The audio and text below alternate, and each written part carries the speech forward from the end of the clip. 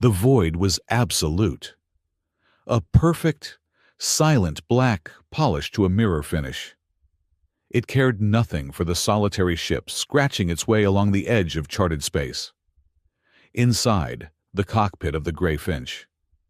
The only sounds were the polite hum of the recyclers and the faint, rhythmic ticking of a cooling manifold. Captain Noah Calder watched the sensor ghosts flicker. His ship, a heavily modified Terran Directorate Scout-class surveyor, was a lie. On the outside, she was a rust bucket freighter, registry codes flagging her as a simple deep space prospector. Inside, she was a tactical operations center, a stealth interceptor, and a private obsession. This was the post-Comet Accords era, a time of fragile peace built on mutual suspicion. The galaxy was a three-way stalemate. The Terran Directorate, his own people, had retreated behind fortress worlds and paranoia, obsessed with security, sealing borders until the black felt claustrophobic. Further coreward, the Aurelian Imperium practiced their bioempathic symbiosis, a civilization woven from living ships and shared consciousness, dismissed by the TD as unstable mystics. And then there was the Zark Dominion, a brutalist empire of mechanized warriors who believed technology was a hammer and every problem was a nail. Between them all lay the rings of Vespera, a glittering graveyard of precursor stations, a neutral zone where smugglers, spies, and the desperate haggled in the shadows of dead gods. Noah took a sip of lukewarm coffee from a bulb. The taste was synthetic, bitter. It suited his mood. He was out here, technically illegal, scanning TD encryption protocols on the quiet side of the sector. He wasn't a surveyor. He was an engineer and a tactician, the ghost of a hero the TD had conveniently erased after the Guyana disaster. They needed a scapegoat for the blockade, for the containment protocol that had firebombed a civilian colony. And Lieutenant Noah Calder, the man who had screamed illegal order until his comms were cut, was the perfect choice. He lived by a simple philosophy: now rescue first, ask questions later. It was the only way he could sleep. That, and the quiet, burning promise he'd made to the memory of his sister, Alara. Her face, disappearing in the atmospheric fire of Guyana, was seared behind his eyes. He would find the source of that order. He would find the nameless voice that had sacrificed 600,000 people, his sister among them, for political expedience. And he would, as he often muttered to Finch's bulkhead, pay the right people. A discordant chime shattered the quiet, a new signal, buried deep in a restricted TD military band. Computer, isolate that signal, he said, his voice a low rasp. The audio hissed, a looped distress call, automated. But the signal's handshake was Zark. A Zark Dominion freighter broadcasting a top-level Terran Directorate encryption key. That, Noah whispered, leaning forward, is not possible.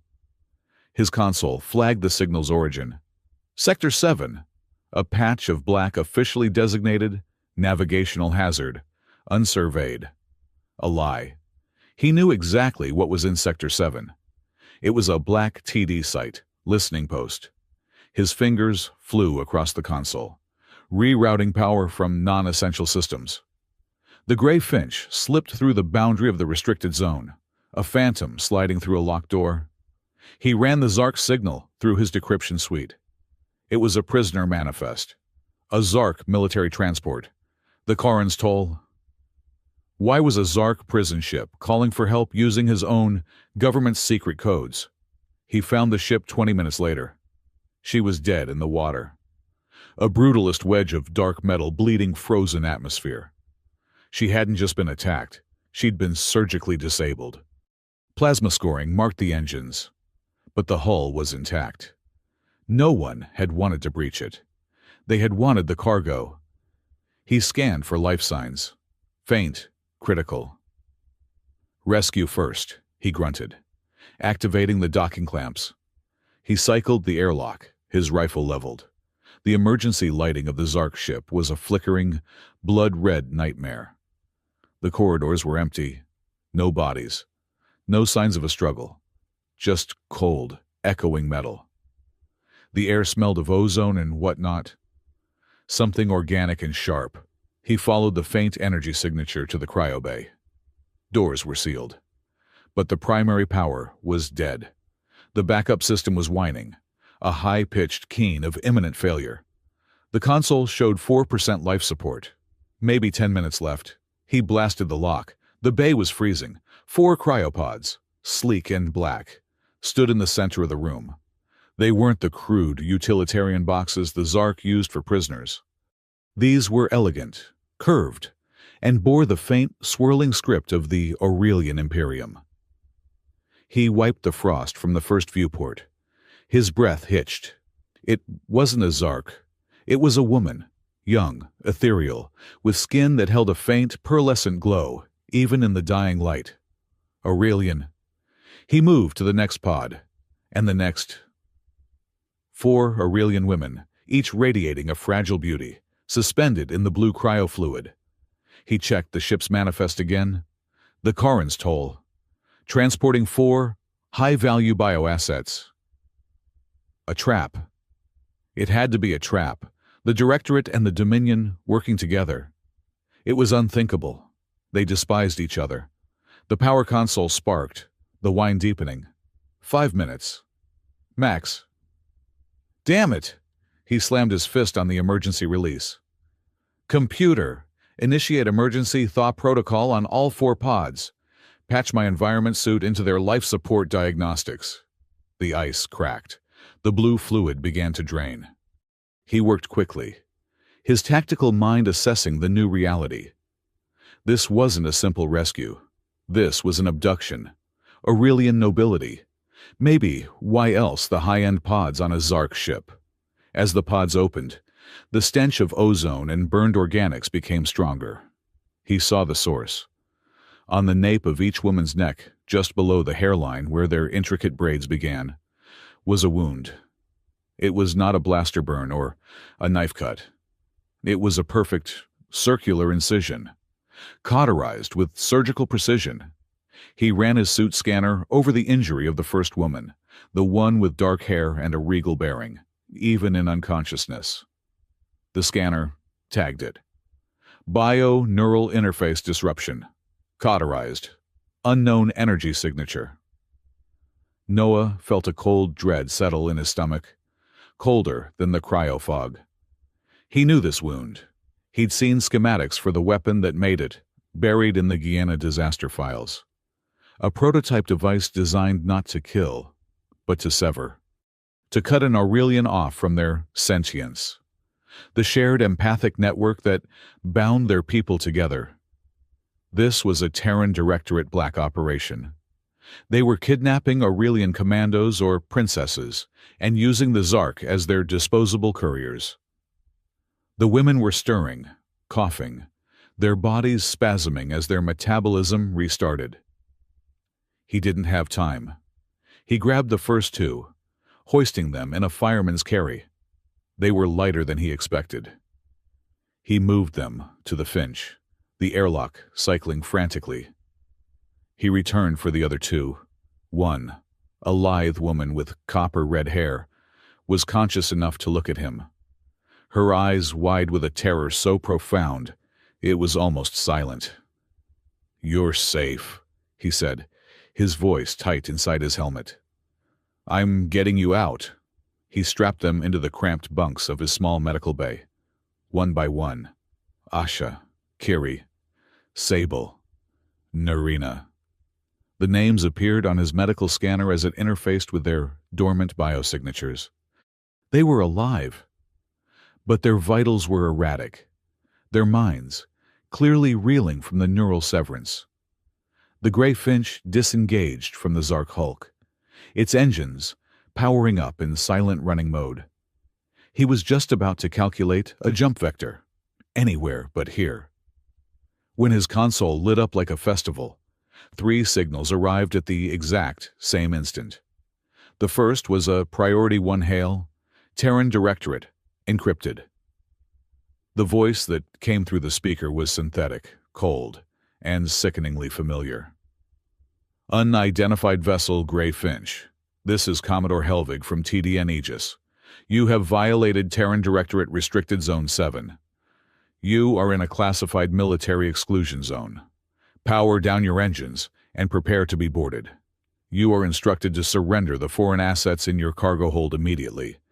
Non-compliance will be met with lethal force. Helvig, the man who had signed the final report on Guyana, the man who had ruled Alara's death a necessary casualty, the man who had personally overseen Noah's court-martial and erasure. Noah's hand clenched so hard his knuckles turned white. Before he could even think of a reply, the second signal blared, a system-wide broadcast, the snarling, guttural voice of a Zark battlemaster. Public bounty notification. 10 million credits for the capture, dead or alive, of 4 high-value Aurelian assets. Any vessel found harboring these assets will be considered an enemy of the Zark Dominion and will be summarily destroyed. A Zark dreadnought signature appeared on his long-range scanners. They were close. Then came the third signal. It was different. It wasn't audio. It wasn't text. It was a pulse of empathic data, a tight beam whisper that his computer struggled to translate. It was coming from Corward, from the Aurelian Imperium itself. The text was resolved on his screen. Harbinger, we see you. The light of the 4 has been severed, but they are not extinguished. Protect the bond wardens. Bring them to Aurea Prime. The Empress Aureliana awaits. All sanctuary will be granted. Harbinger, bond wardens, Empress. Noah stared at his screen. The TD Aegis was 5 minutes long. The Zark Dreadnought was 10, and the entire Aurelian Imperium was asking. This was it. The moment his life and his quest pivoted. Surrendering to Helvig was impossible. It was a death sentence for the women and a betrayal of Alara's memory. Giving them to the Zark was just a faster, louder execution. That left the Empress. He looked back at the medical bay. 4 lives, shattered by the same political filth that had consumed his sister. The same enemy. Helvig. Pay the right people, he said. His voice a low growl. He wasn't running from Helvig. He was running toward the truth. His fingers danced across the console, ignoring Helvig's repeated demands to power down. He bypassed safety protocols, shunting reactor power directly to a system that didn't technically exist. Computer, he commanded, his voice sharp and clear. Authorize mesh core integration. Destination. The rings of Vespera. Engage quantum tide navigation. A low thrum vibrated through the deck plates. The air in the cockpit ionized. Outside. The Grey Finch's hull plating began to shift, revealing emitters and stabilization fins that were not on any Terran schematic. This was his secret, his life's work. The mesh core, a drive that didn't jump through space. It surfed it. It rode the chaotic, unpredictable currents of non-space. A place no sane pilot would ever enter. A place Commodore Helvig's conventional cruisers could not follow. Captain Calder. Helvig's voice was no longer synthetic. It was real, furious. This is your final warning, power, Downer B. The TD cruiser, fired. Bright lances of plasma seared the space where the Grey Finch had been. But the ship was already gone. With a sickening, silent lurch that felt like falling sideways through reality, the Grey Finch plunged into the roiling, abstract chaos of the quantum tide. The stars vanished, replaced by a storm of impossible colors. Noah Calder, a disgraced officer on a stolen ship, with 4 unconscious alien princesses in his medbay, had just punched all 3 galactic superpowers directly in the face. He gripped the controls, the ship bucking like a wild animal. He checked his passenger's status. Stable. For now. He looked at the boiling madness of the Vespera passage ahead. Right, he said to the empty cockpit, his voice drier than he expected. First, we survive this. Then we will know why. One small act of rescue. The galaxy was already tilting on its axis. The exit from the quantum tide was never gentle. It was birth or exile. The gray finch slammed back into real space with a groan of metal so profound it felt like the ship was tearing itself in half. Alarms shrieked, red lights strobing across Noah's face. He was fighting the controls, his body heavy, his senses reeling. The ship was stable, but the transition had been rough. He unstrapped, the inertia still pulling at him, and ran to the medbay. The 4 women were awake. It was not a peaceful awakening. The first one, Asha, the regal one with the dark hair, was on her knees. Her hands pressed to the deck, a faint, shimmering field. The color of ozone flickered around her hands and died. She was gasping, her eyes wide with a new, hollow kind of terror. "It's gone," she whispered, her voice a shocked rasp. "The sentience I can't feel." Asha, the one with the copper hair, Kiri, was huddled against the bulkhead, her hands over her temples, rocking. "It's too loud. Everything is sharp." She wasn't talking about the alarms. The third, Sable, was the calmest. She was already on her feet, though she swayed. Her eyes, the color of hardened steel, were scanning the room, assessing. She cataloged the door. The medical scanner, Noah. She was a tactician, and she was looking for a weapon or an exit. The last, Narina, the youngest, was staring at her own hands, flexing her fingers as if they belonged to someone else. "The connections are cold. The internal pathways are dark." Then, the medbay scanner let out a long, flat wail. All 4 of their life signs, which had been stable, began to crash. "Their neural harmony is collapsing," the ship's computer stated, its voice devoid of panic. "Biosystem integrity failing. Unknown cascade effect." Noah swore, pushing past Sable to the main console. He ran the scanner. The high-tech Terran medical suite was useless. It was designed for singular, human biology. It was trying to read 4 interconnected systems that were no longer connected. "It's the severance," Asha said, getting to her feet, her voice tight with authority despite her weakness. "The Zark blade, it cut us off. From the Imperium. From each other. Our bodies don't know how to function alone.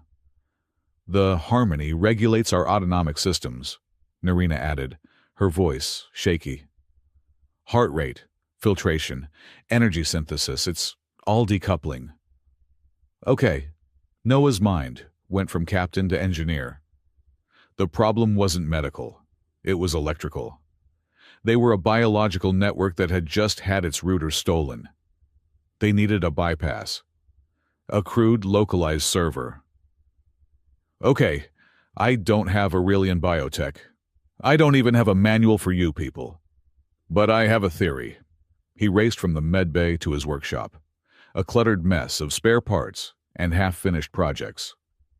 He grabbed a low-voltage capacitor, a spool of optic wire, and 4 salvaged energy cells from a mining drone. He also grabbed a thick, silver roll from a hook on the wall. He returned to find them paler, their breathing shallow. "This is going to be unconventional," he said. He knelt beside Narina, who seemed the most curious. He held up the capacitor and the roll. "I can't fix the neural link, but I can try to spoof the signal your bodies are looking for. Create a localized energy field, a dumb one, just enough to convince your systems to keep working." He tore off a long strip of the silver tape. Sable, despite her weakness, reached out and touched it. Her fingers traced the fibrous backing. "What is this primitive adhesive?" "It's duct tape," Noah said, not looking up as he wrapped it around the energy cell, securing the wires. It's the physical manifestation of hope and spite. It holds the universe together. Sable tilted her head. A glue. A universal glue. Now, this will sting. He pressed the jury-rigged device against the skin of Narina's back, right below the severed wound, holding it in place with another long strip of the tape. This one! KO, Narina hissed as the mild current passed into her. Her bio signs on the monitor flickered, then steadied. Her breathing deepened. It's crude, she murmured. It feels like static. But it's a signal. It's working. Noah nodded, moving to Kiri. One for each of you. He worked quickly, applying his human ingenuity, a patchwork of junk, wires, and space tape to the 4 most valuable biological assets in the galaxy. He felt the tension in their shoulders, the coldness of their skin. They were terrified, but they were soldiers. They held still. When he finished, Asha was the last. He applied the tape. She looked at him, her dark eyes searching his. You are Terran. I am, Noah said, standing up, his hands covered in adhesive residue.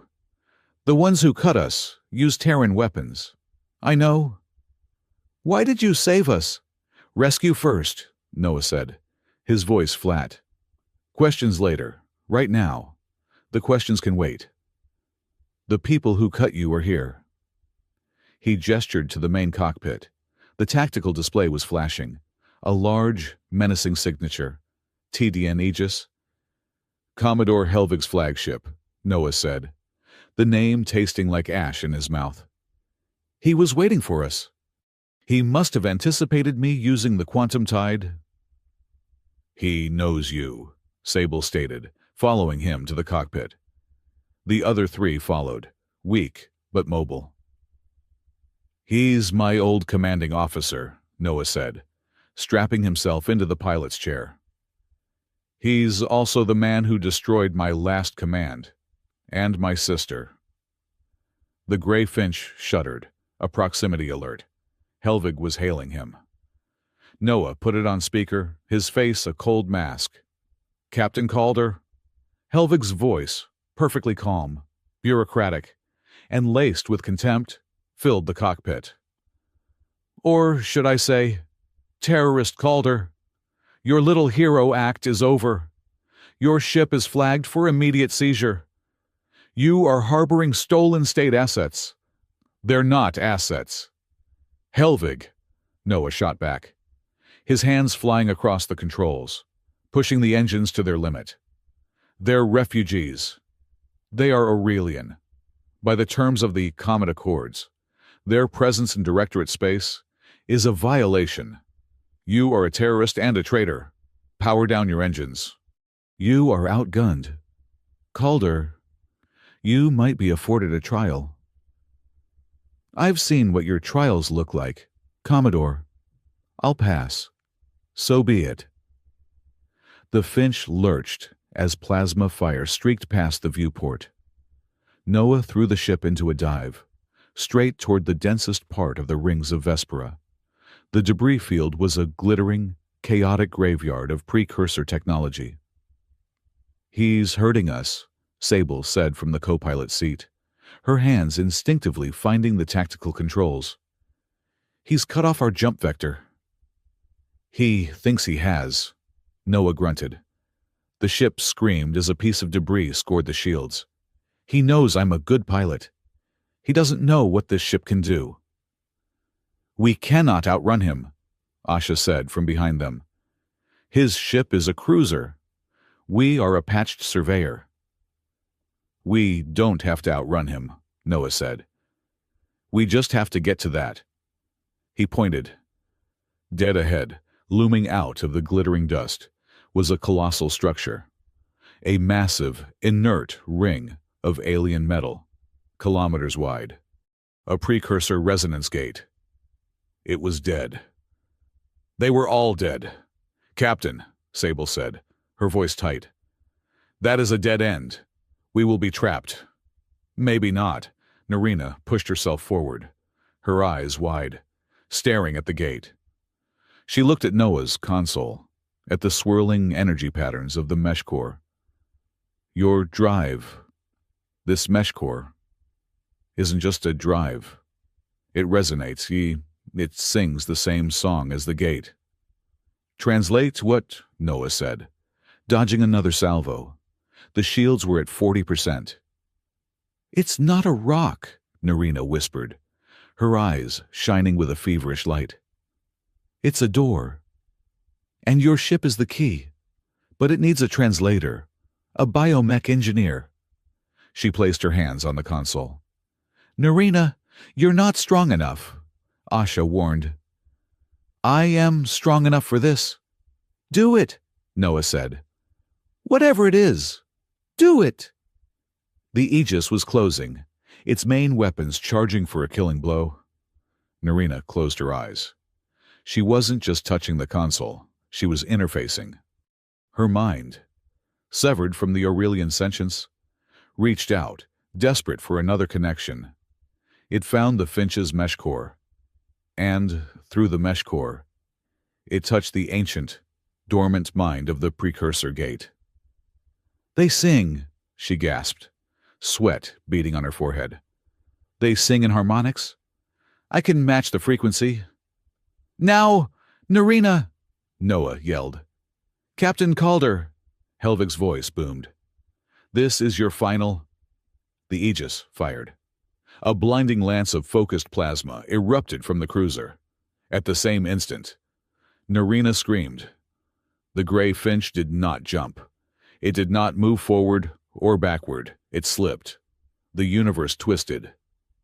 For a moment, Noah felt a profound, stomach-churning vertigo, as if the ship had been turned inside out. The plasma beam from the Aegis passed through the space where they had been, hitting the resonance gate and dissipating harmlessly. The cockpit view dissolved into a gray, static-filled non-space. Noah saw ghosts of the ship, multiple after-images, stretching into infinity. The slip lasted 5, maybe 6 seconds, an eternity of dislocation. Then, with a bone-jarring snap, they were back in real space. They were 10,000 kilometers away, shielded by a massive, hollow asteroid.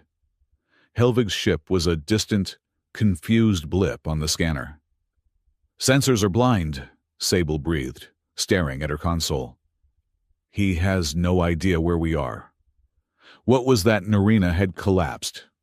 Slumped over the console, Kiri was instantly at her side, supporting her. She called it translation, Noah said, his heart hammering against his ribs. He was breathing heavily. He looked at his mesh core readouts. They were haywire, but settling. I call it a space-time slip, a neat trick. If we survive it, he set a new course, deeper into the rings. Let's find a place to hide. Narina needs to recover. As Kiri helped Narina to the medbay, she paused at the cockpit door. She looked at Noah, her coppery red hair framing a face pale with exhaustion. You're in terrible pain, she said, her voice quiet. Noah's hands tightened on the controls. He kept his eyes on the debris field. We're all in pain. Let's keep moving.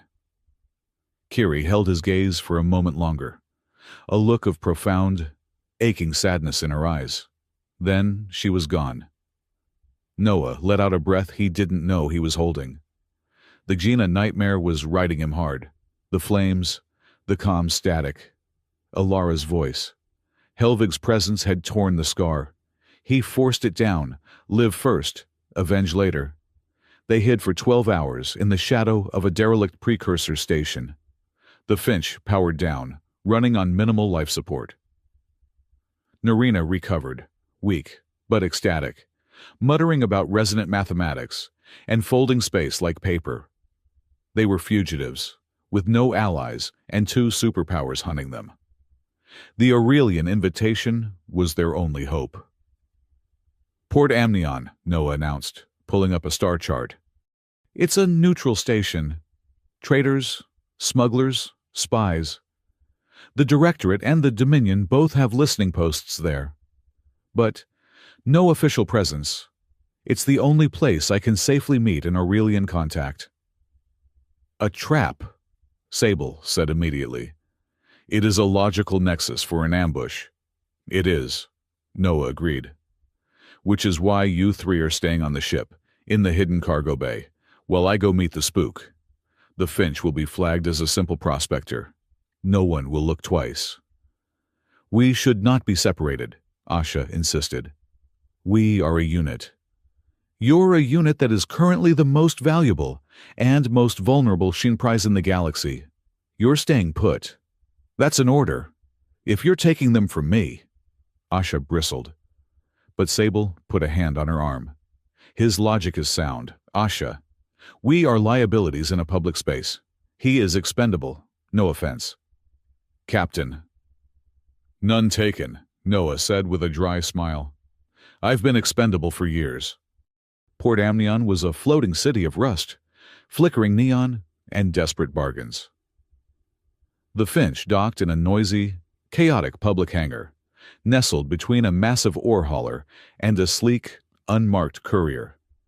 Noah sealed the 4 women in the shielded bay, activated the ship's internal defenses, and stepped out into the station's soupy, recycled air. He met his contact in the back of a noodle bar, the air thick with steam and synth spices. The Aurelian wasn't the glowing, ethereal type Noah had expected. He was a baseline male, dressed in a simple gray tunic, his face impassive. He introduced himself as an arbiter. The Empress is grateful, Captain Calder, the arbiter said, his voice a low monotone. Your assistance in recovering the bond wardens will be rewarded. I don't want a reward, Noah said, cutting straight to the point. He hadn't come here to be polite. I want diplomatic protection. I want the Grey Finch flagged as an Aurelian Imperium diplomatic vessel, effective immediately.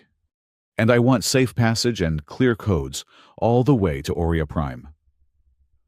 The arbiter's eyebrow rose, a fractional, almost human expression of surprise.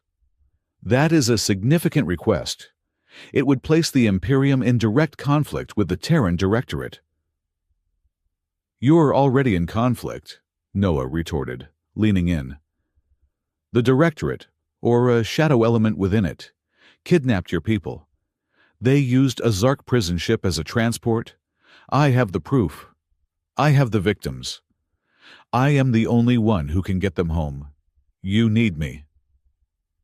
The arbiter was silent for a full minute, his fingers steepled. The protection will be granted. The clearances will be uploaded to your ship. But it cannot be made public. Not yet. Not until the bond wardens are secure on Aurea Prime. To the rest of the galaxy, you will remain a terrorist. It is safer for them that way. Safer for you, you mean? Noah scoffed. He was a pawn again, but he was the pawn that was about to cross the board. Fine. I'll be your ghost. Just have the clearance codes ready. I'm leaving in 1 hour. He stood up, leaving his untouched noodles. Captain, the arbiter said. The Directorate is not your only problem. The Zark bounty is public. Be careful. Noah just nodded and walked out. The hour passed with agonizing slowness. He returned to the Finch. The air in the hangar feeling colder, more menacing. He ran a dozen different counter-surveillance sweeps. The codes from the arbiter arrived, slipping into his system like a whisper. They were valid. He unsealed the cargo bay. We're leaving. We're officially under the secret protection of the Empress. Next stop, Aurea Prime. He powered up the engines, easing the Finch out of the hangar. The flight plan was clear, a direct route. It feels too easy, Sable murmured from the tactical station. She had taken to the role naturally. It is, Noah said. The trap sprung 10 minutes after they cleared the station's mass shadow. 3 Zark destroyers decloaked. Brutal. ugly wedges of gray metal, bristling with weapons. They appeared in a perfect triangulation pattern, boxing him in, cutting off the jump vector. "They were waiting," Asha said, her voice calm. "They knew we were here," Kiri whispered, her hand on Narina's shoulder. "They felt our arrival." "Sable," Noah said, his voice dropping into a command tone. "Give me a tactical overlay of that debris field. Sector 4 Alpha, the one marked navigational hazard." "Captain," Sable said, "that is a dense field of precursor micron debris. It will shred our shields in minutes." "Shields, yes," Noah said, a tight, grim smile playing on his lips. "But the Finch is a prospector. She has a reinforced hull. She's built to take a beating from dust and rock. Their ships, they're military grade. Polished. Thin-skinned." "Their weapons are locking," Asha warned. "Good. Let 'em," Noah said. He pushed the throttle forward, not toward the jump point, but straight at the debris field. "They anticipate a run. They don't anticipate a brawl." The Finch plunged into the glittering cloud. Immediately, the shields screamed, dropping to 30%. The Zark, surprised by his suicidal move, followed him in. "They're faster," Sable noted, her voice clipped. "They're gaining." "That's the plan. Kiri, how are you with their intent?" "It's focused. All three are targeting our engines. They want to cripple us," Kiri said, her eyes closed. "Perfect. Narina, I need you to cycle the main coolant reservoir. On my mark. I want you to vent the entire tank. Asha, watch their weapons. Tell me the second they all have a weapons lock." "This is a very strange plan," Narina muttered, but her hands moved to the controls. The Zark destroyers were on his tail, firing wild bursts that were dissipated by the dense debris.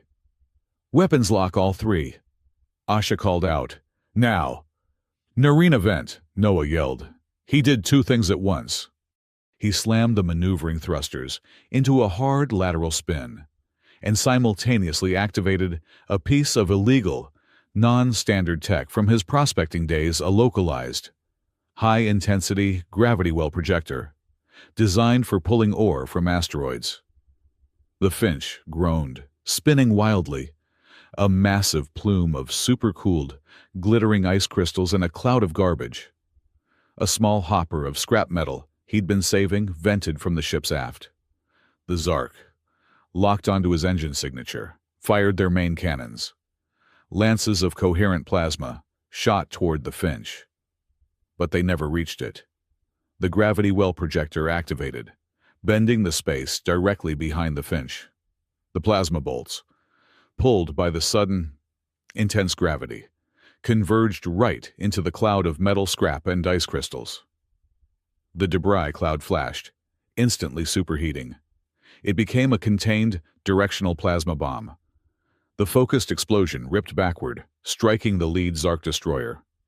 The ship's own bolts, combined with its allies, tore through its shields and slammed into its forward hull.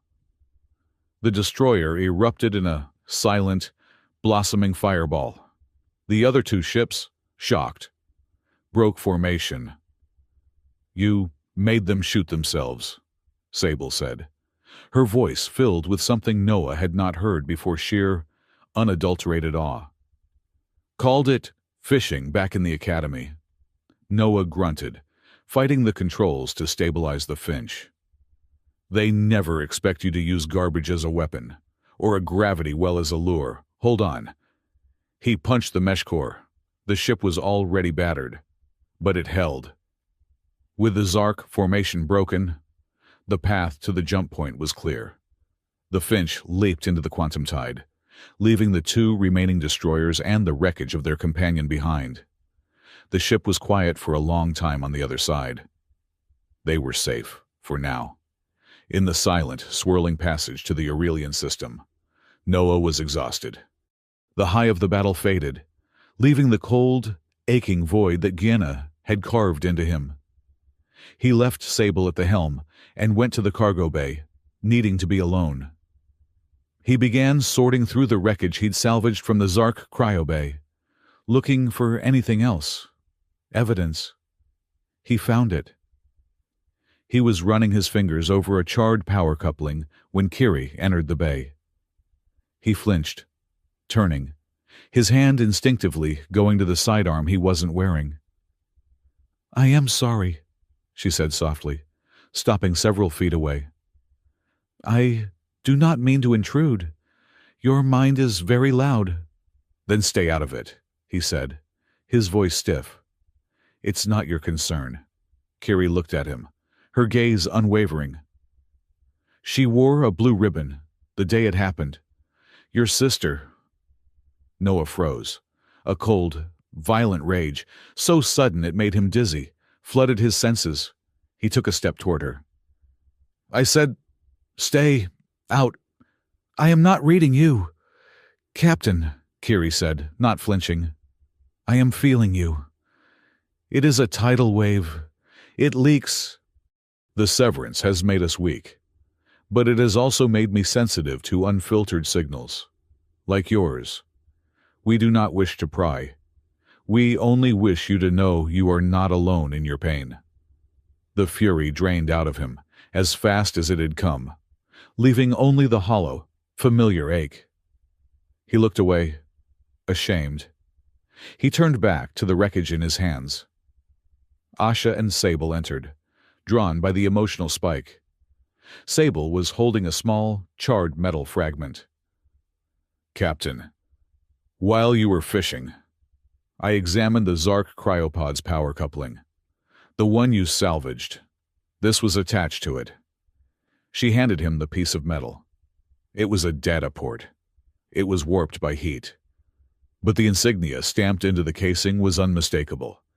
The circular logo of the Terran Directorate Ordnance Department. The proof. It wasn't just Helvig. It wasn't just a Black Ops team. This was official. The Directorate was working with the Zark Dominion, using Zark ships to transport stolen Aurelians who had been subdued with TD weapons. Gina wasn't a mistake. It was a policy. The rage came back, cold and sharp. He wanted to turn the ship. He wanted to find Helvig and tear the Aegis apart, piece by piece. Asha put a hand on his shoulder. Her touch was light, but firm, grounding him. "Your anger is just—" "Noah called her," she said, her voice resonant with a new, stronger authority. "But it is a fire that will consume you, and us with it. Helvig is a symptom. The disease is deeper, and the cure and the truth is Aurea Prime." Noah looked at the data port in his fist, his knuckles white. He looked at Asha, at Kiri's compassionate gaze, at Sable's steady, tactical one, and at Narina, who had joined them, her eyes full of a fierce, new intelligence. 4 lives he had saved, 4 lives that were his only link to the truth. He unclenched his fist. "Right. The mission. We will take you home. We expose them all." He pocketed the data port. "We go to the Empress." Aurea Prime was not a planet of steel and glass, but of light and life.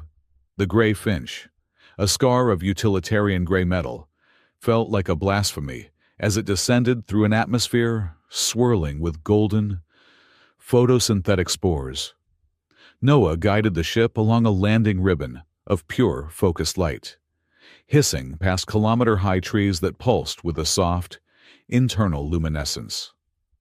Below, the capital city was not built, but grown. Their destination, the Arc-Seed, was the heart of the Imperium. It was a structure that resembled a mountain range of impossibly graceful, pearlescent shells, all interconnected by bridges of living vine and arteries of flowing, glowing water. The palace was alive. Noah could feel it. A low, thrumming vibration at the edge of his hearing. The baseline hum of the Aurelian sentience. A harmony that his 4 passengers could no longer hear. They were met, not by soldiers, but by acolytes in flowing, simple robes. The four women, Asha, Kiri, Sable, and Narina, stepped onto the living platform, their patched-up biosigns wavering in the empathic field. They had been given temporary suppressants and nutrient baths during the final leg of the journey. But the Kyo patches, as Sable now called them, remained. They were walking wounded, severed from their own reality. "The Empress will see you," an acolyte said, his voice a melodic baritone. "She will see you all." Noah, feeling intensely out of place in his worn Terran flight suit, followed them. The corridors of the Arcseed were warm, the walls pulsing with a slow, rhythmic light, like the inside of a massive, sleeping heart. The air smelled of ozone, vegetation, and something indescribably ancient. They were shown into a chamber that was more garden than throne room. A waterfall cascaded down a wall of flowering moss, and the ceiling was an open canopy of interlocking branches that filtered the light of the twin suns. In the center, standing beside a pool of iridescent water, was a woman. She was clearly Aurelian, but where the others were lights, she was a star.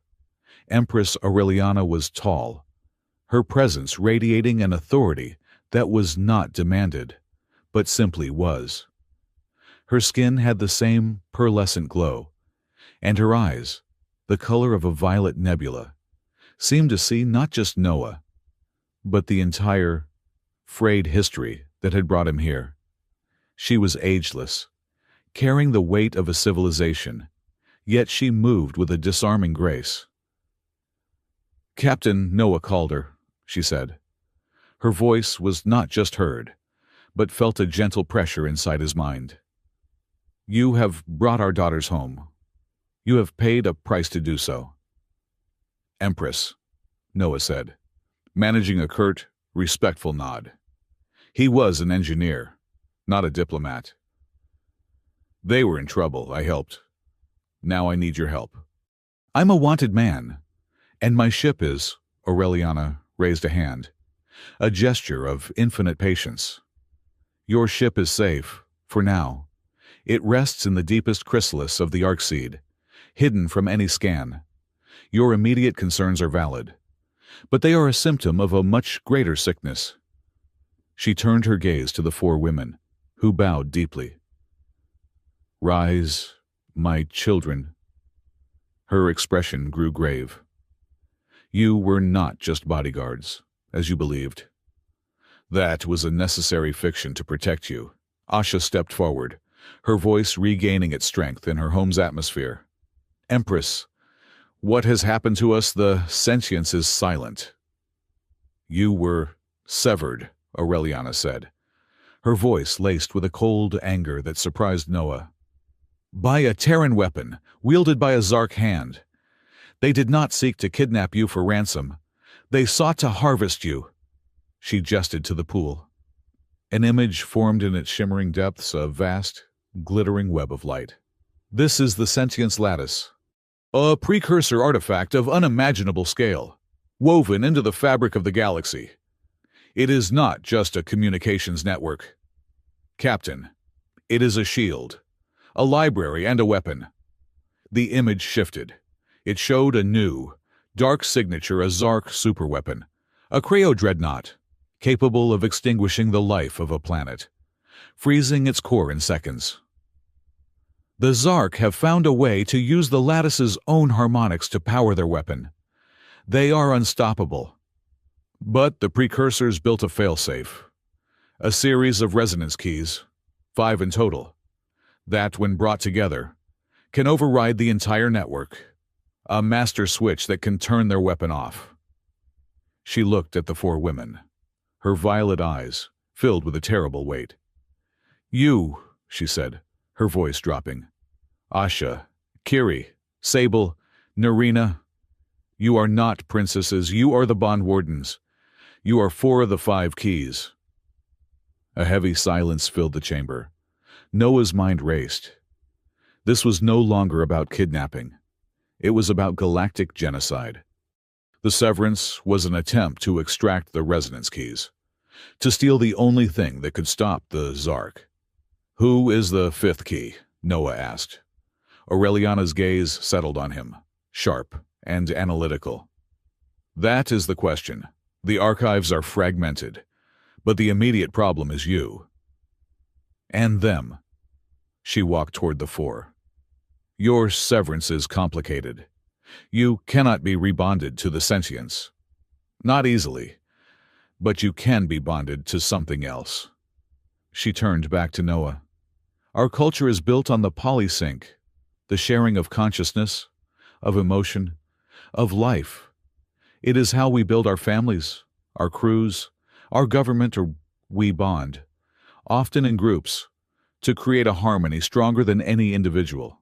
Your four wards are now individuals, adrift, alone. It is a state our people consider a living death. So, fix them," Noah said, his tone harsher than he intended. "We cannot. Not alone, but—" She paused. "There is a possibility. A political and personal solution. The bond you have already forged with them. Captain One of Rescue or of Shared Trauma, of Keo." A faint smile touched her lips. "It is a powerful, if unconventional, foundation. They trust you. They resonate with you in their severed state." "What are you saying?" Noah asked, a knot tightening in his stomach. "I am saying," Aureliana stated, her voice losing its warmth and becoming purely political, "that the Imperium needs to bind you to our cause. You are a Terran hero, a brilliant tactician, and you are the only one who has ever piloted a ship that can slip space. You are a unique asset, and they need an anchor." She looked at the four women. "I will quietly, and with no official record, grant permission. If he chooses to stay, and if you choose to ask, I will allow the four of you to offer Captain Calder a pledge of covenant." Asha gasped. Kiri's eyes went wide. Even Sable looked profoundly shocked. "A pledge of marriage," Kiri whispered, looking at Noah with a new, terrified intensity. "It is more than that," Asha corrected, her voice shaky. "It is a polysync bond. A sharing of life with him." "It is a political shield, Captain," Aureliana said, her gaze fixed on Noah. "It would make you an Aurelian citizen, instantly. It would bind the five of you into a new, functional unit. It would protect you from the Directorate in a way no diplomatic paper ever could. It would give them a purpose, and you a home. If you choose to stay." Noah felt the walls of the garden close in. Marriage to all four of them. He barely knew them. It was insane. It was a political trap, dressed in courtly language. "I need to think," he said, stepping back. "I need air." Aureliana nodded. "You have 1 hour. Then we must prepare. Your enemies are not idle." An acolyte led him to a balcony overlooking the city. The air was warm. He leaned on the railing, his knuckles white. Home. He didn't have a home. He activated his private comm, using a multi-layered encryption key. He pinged a dead-drop server in the Vespera rings. He needed to know what was happening back home. A face flickered onto his display. An old friend from the academy. Now, a disgruntled intelligence analyst deep in the TD bureaucracy. "Noah," the man whispered, his face haggard. "You're insane. The entire Directorate fleet is looking for you." "What's my status?" "Jax. Status." "You're a ghost." "Noah. Worse." Helvig went before a closed-door session of the Security Council. He presented evidence, obviously, that your ship was running Zark bioweapons. He claimed you were a double agent. Noah's blood ran cold. "The Council passed the Helvig resolution 2 hours ago," Jax continued, his voice cracking. "Your name is stripped. Your rank is gone. There is an exile and seizure warrant for the Grey Finch and one terrorist Noah Calder. If you so much as breathe in Directorate space, they have shoot-on-sight orders. Your ship, your citizenship, it's all gone. There's nothing to come back to. Noah, you're stateless. The connection died. Stateless. Exiled. Hunted.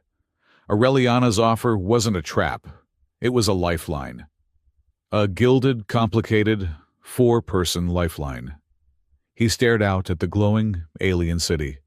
He was well and truly, completely alone. He felt a presence and turned. Kiri was standing in the doorway, her hands clasped. "I felt your spike of cold," she said softly. "The news was bad." "It was," Noah said, his voice flat. "I am officially an enemy of the state. I have nowhere else to go." Kiri stepped onto the balcony. "We do not wish to force you. The Empress is thinking of the Imperium, but Asha, Sable, Narina, and I are just grateful. You saved us. We do not want to be your cage." "It's not you," Noah said, his voice rough. "That's all of it. This pledge. I don't do bonds. Kiri. The last bond I had burned up at Yena. I know," she said, her voice aching with an empathy that was almost painful. "But perhaps a bond is what you need to stop the burning." He had no answer for that. That evening, the Empress held a formal state dinner. It was, she had explained, a necessity. The Terran Directorate delegation, already on Aria Prime for trade talks, had become insistent. They were demanding answers about the Zark attack at Port Amnion. They were, unknowingly, hunting Noah right under the Empress's roof. Noah was given a formal Aurelian tunic of dark, iridescent fiber. It was light and comfortable, but he felt like a fraud. He stood in the corner of the Great Hall, a vast, cavernous space where the music was not played, but sung by the walls themselves. The four bondwardens were at his side. They had been transformed. Their wounds were hidden.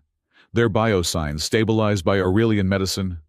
They wore formal court silks, and they moved with a renewed, if fragile, grace. They were a united front, standing with a strange, brooding Terran who had saved them. The TD delegation was easy to spot, a cluster of stiff, gray uniforms in a sea of flowing silks. Their leader was a diplomat named Valerius, a man with a smile that never reached his cold, calculating eyes. "Captain Calder," Valerius said, approaching them. Noah tensed. "Or should I call you by your new title, the Empress's guest?" "Valerius," Noah said, his voice level. "A terrible business at Port Amnion," Valerius said, sipping his drink. "Zark destroyers, unprovoked. It seems you stumbled into quite a nest. The Directorate is, of course, grateful that our Aurelian allies are unharmed." "I'm sure you are," Noah said. Sable, who had been scanning the room, leaned imperceptibly toward Noah. "His translator," she whispered, her voice barely a breath. "The man behind his left shoulder. He is not just translating." Noah glanced at the man. He was nondescript, pale, his eyes downcast. "I saw him run a microburst transmission," Sable continued. "Zark military band, directional. He's a spy. In the open in the Arc Seed. He's arrogant," Sable said. "He thinks no one here understands his technology." Asha, who had been listening, gave Sable a slight nod. She turned and gracefully intercepted a server drone, taking a small, ornate vial from its tray. She drifted toward the TD delegation. "Ambassador Valerius," Asha said, her voice radiating courtly charm. "You must be exhausted after your long trip. Please, allow me. A cleansing pollen. It clears the mind for honest conversation." Before Valerius or the spy could react, She stumbled elegantly, the uncorked vial tipping. A fine, golden dust settled on the translator's face. The man inhaled sharply. He froze. "Asha!" Valerius snapped. "My apologies," Asha said, bowing. She looked directly at the translator. "You seem unwell. Tell me, are the new trade routes through the Vesper Ring secure?" The man's eyes were glazed. He opened his mouth, and a flat, mechanical voice, utterly devoid of his previous subservience, came out. "Route V4 is compromised. Zark Dreadnought. Worldbreaker is moving to intercept Osiris confirmation." He slapped a hand over his mouth, his eyes wide with horror. Valerius's face went white. Aurelian guards, silent as shadows, materialized from the walls and seized the translator. "Asha," Noah whispered, stunned. "What was that truth scent?" Asha murmured, taking a sip of her own drink. "A bioagent. It forces the lower linguistic cortex to respond to direct queries with unvarnished fact. It lasts about 30 seconds. He just confirmed a Zark Dreadnought and Osiris." Noah finished, the name hitting him like a physical blow. The spy had said Osiris. Valerius was protesting, his face purple, but the Empress swept down. "Ambassador, it seems your staff has been compromised. We will, of course, hold this individual for questioning, for his own safety." The dinner was over. The game had just begun. They were rushed to a secure laboratory deep within the Arcseed. The Empress was there, her face a mask of cold fury. "He said the name," Noah stated. "Osiris." "We must know what you know," Aureliana commanded. "We must know what Gianna truly was." "Kiri," Noah said, turning to her, "when we were on the Finch, you saw something." "My sister." Kiri nodded, her face pale. "I felt the echo, the fire." "I need you to look again," Noah said, his voice raw. "I need you to look, not at the fire, but at the data. I think you can see what I saw." "A resonance test," Narina said, her eyes bright with scientific fervor. "Captain, your mesh core. It's a crude form of our own technology. If you interface with Kiri, she might be able to act as a translator for your memories." "It is dangerous," Asha warned.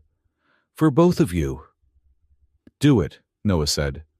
He was strapped into a diagnostic chair, a simple sensor net placed on his temples. Kiri sat opposite him, her hands on a bioport. "Lower your mental shields, Captain," Kiri whispered. "Do not fight me. Just show me Gina." Noah closed his eyes. He let the memory surface. The cockpit of his old ship, the red alerts. The planet Gina filling his viewport, wrapped in fire, the comms screaming, and Alara's voice, small and terrified, calling his name. "Kiri," he gasped, the pain fresh. "I am with you," her voice whispered, not in his ears, but in his mind. "I see the fire, but I see the console, your tactical display." Noah forced himself to focus. The memory sharpened. He wasn't just reliving it, he was analyzing it. The flood of incoming data, orders, encryption keys, the override command, he whispered, the one that locked down the sector. "I see it." Kiri's mental voice spiked. "It's not a TD signature, it's a ghost, a layered protocol. The source code is Osiris." She screamed, a raw, empathic cry that echoed in the lab and in his skull, and ripped her hands from the port. She was gasping, tears streaming down her face. Noah was trembling, the phantom smell of smoke in his nostrils. "Osiris," he said, his voice a ragged whisper. "It's real." "A strategic artificial intelligence," the Empress said, her voice grim. She had known. A rumor. A Directorate Black project forbidden by the Comet Accords. An AI that can run tactical simulations and give illegal orders, hiding the human element. Helvig is not the master. He is its puppet. It's running a shadow war, Noah said, the pieces clicking into place with sickening precision. It's using Helvig to control the TD, and it's colluding with the Zark. Gienna was a test, a field experiment to see if it could control a crisis by eliminating the population. He felt sick. His sister's death was an experiment. It wants the lattice, Asha said, her voice cold. A sentient AI wants to control the network of all sentient life. This changes everything, Empress Aureliana said. She turned to Noah, her eyes blazing with a new, fierce resolve. We cannot fight three enemies, but we can forge a new front. The Aurelian Imperium, the moderate, sane elements within your own directorate, the ones like your friend Jax, and the neutral worlds of the Vespera rings, who fear the Zark. A three-way alliance. She stepped toward him. But this alliance needs a leader. Someone who is not Aurelian, but is trusted by us. Someone who is not Directorate, but understands their technology. Someone who can bridge all three worlds. She placed a hand on his shoulder. I am naming you Envoy Extraordinary of the Aurelian Imperium. You will be given command of this mission. You will lead the Bond Wardens to the Nexus, the central hub of the Lattice, in the Vespera rings. Noah looked at her, at the title, the rank. It was what he had lost. But it felt empty. He looked at Kiri, who was watching him, her eyes still wet with his own tears. He saw Asha, Sable and Narina, his crew. I accept, Noah said, his voice hard as steel. I will be your envoy. I will lead this mission. But I have one condition. Not a reward, a price. Name it, the Empress said. I want justice for Gienna. I want the proof to destroy Osiris and hang Helvig for his crimes. I want my sister's name cleared. I want the truth. The Empress Aureliana held his gaze. The precursor archives. They are locked within the Nexus. The Lattice is not just a shield. It is the greatest repository of knowledge in the galaxy. It sees everything. It remembers everything. She nodded. A slow, final gesture. The proof you seek is there. You will lead this mission to save the Imperium. And in doing so, the Lattice will give you your justice. We have a bargain. The Vesper Nexus was no place. It was an event, a scar of impossible engineering left on the skin of reality.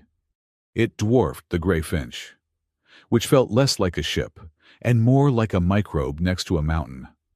The Nexus was a ring, but not a simple one.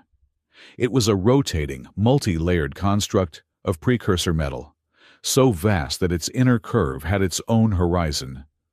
It shimmered with a contained, potential energy that made Noah's teeth ache. We're here, he said, his voice flat in the cockpit. The last leg of the journey had been silent, tense. They were all processing the revelation of Osiris, the political maneuvering of the Empress, and the impossible choice that had been laid at Noah's feet. It is larger than the archive suggested, Narina breathed, her face pressed to the viewport, her eyes alight with an engineer's fanaticism. The energy patterns aren't just dormant. They're listening. Sable was tactical. I'm picking up nothing. Captain, no ships, no signals. Not Directorate, not Zark. The silence is perfect, too perfect. It's a trap, Noah said, his hands moving over the controls, easing Finch toward the central aperture of the Great Ring. It has to be. Helvig knows we're coming. He's letting us walk right up to the front door. We have no other path, Asha said behind him. She was the anchor, her voice calm and steady. though Noah could feel the tension radiating from her. The lattice must be activated. The Zark dreadnought is already moving on the core worlds. Narina, you said this thing was a door, Noah said. How do we knock? We present the keys, Narina said, moving to the co-pilot station, her console alive with Aurelian schematics. The Empress gave us the sequence. Asha, Kiri, Sable and me. We must broadcast our resonance codes in perfect harmony. It should awaken the gate. The four women gathered in the small cockpit.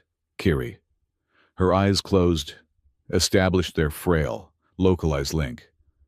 We are one. Ready, sisters. They began the sequence. It was not a sound, but a visible pulse of energy, a complex, multi-layered wave of pure empathic data that shot from the Finch's transmitters. The Nexus did not respond. A low, discordant hum echoed through the ship's hull. A warning. It's not working, Narina said, her voice frantic. The harmony is correct, but the gate is rejecting it. It says incomplete. Incomplete, Asha frowned. All four bond wardens are here. The archives, Kiri whispered, her eyes snapping open, wide with a sudden, dawning horror. The archives were fragmented. The Empress said they were... Oh, by the seed, Narina.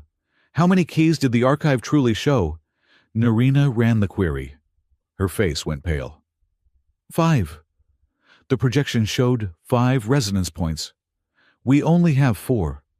A 5th key, Sable said, her voice hard. We have been sent into a trap.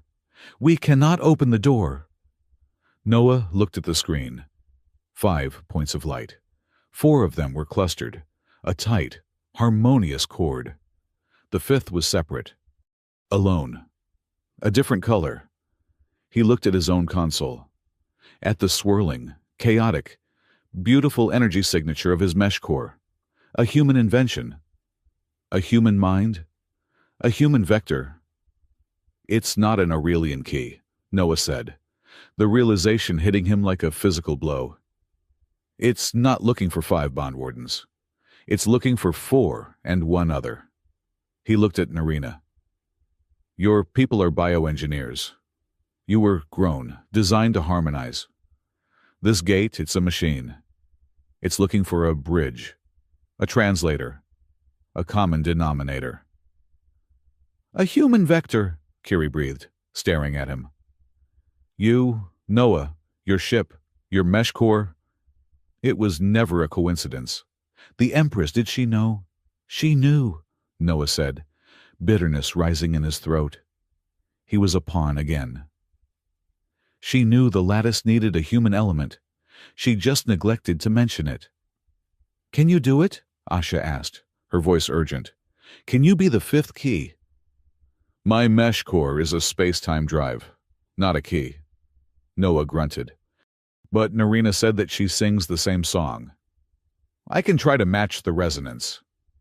He slammed his fist on the console. Patch me in.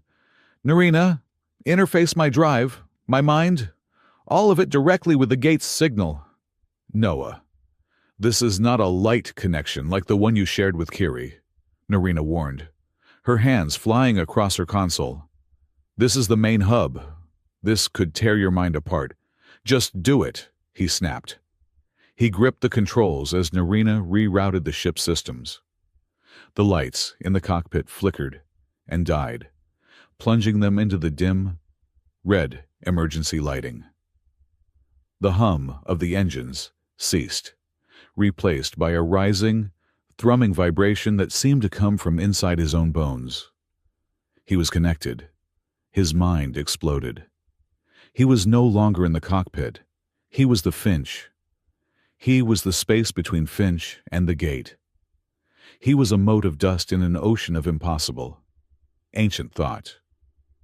The lattice opened to him, not as a map, but as a galaxy of living souls.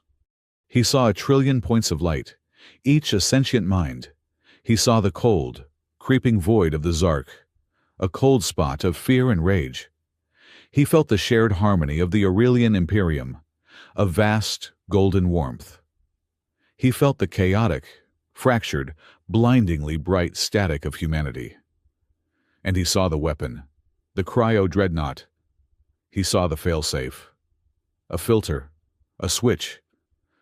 "I see it," he gasped, his voice sounding distant to his own ears. He was fighting to hold his consciousness together.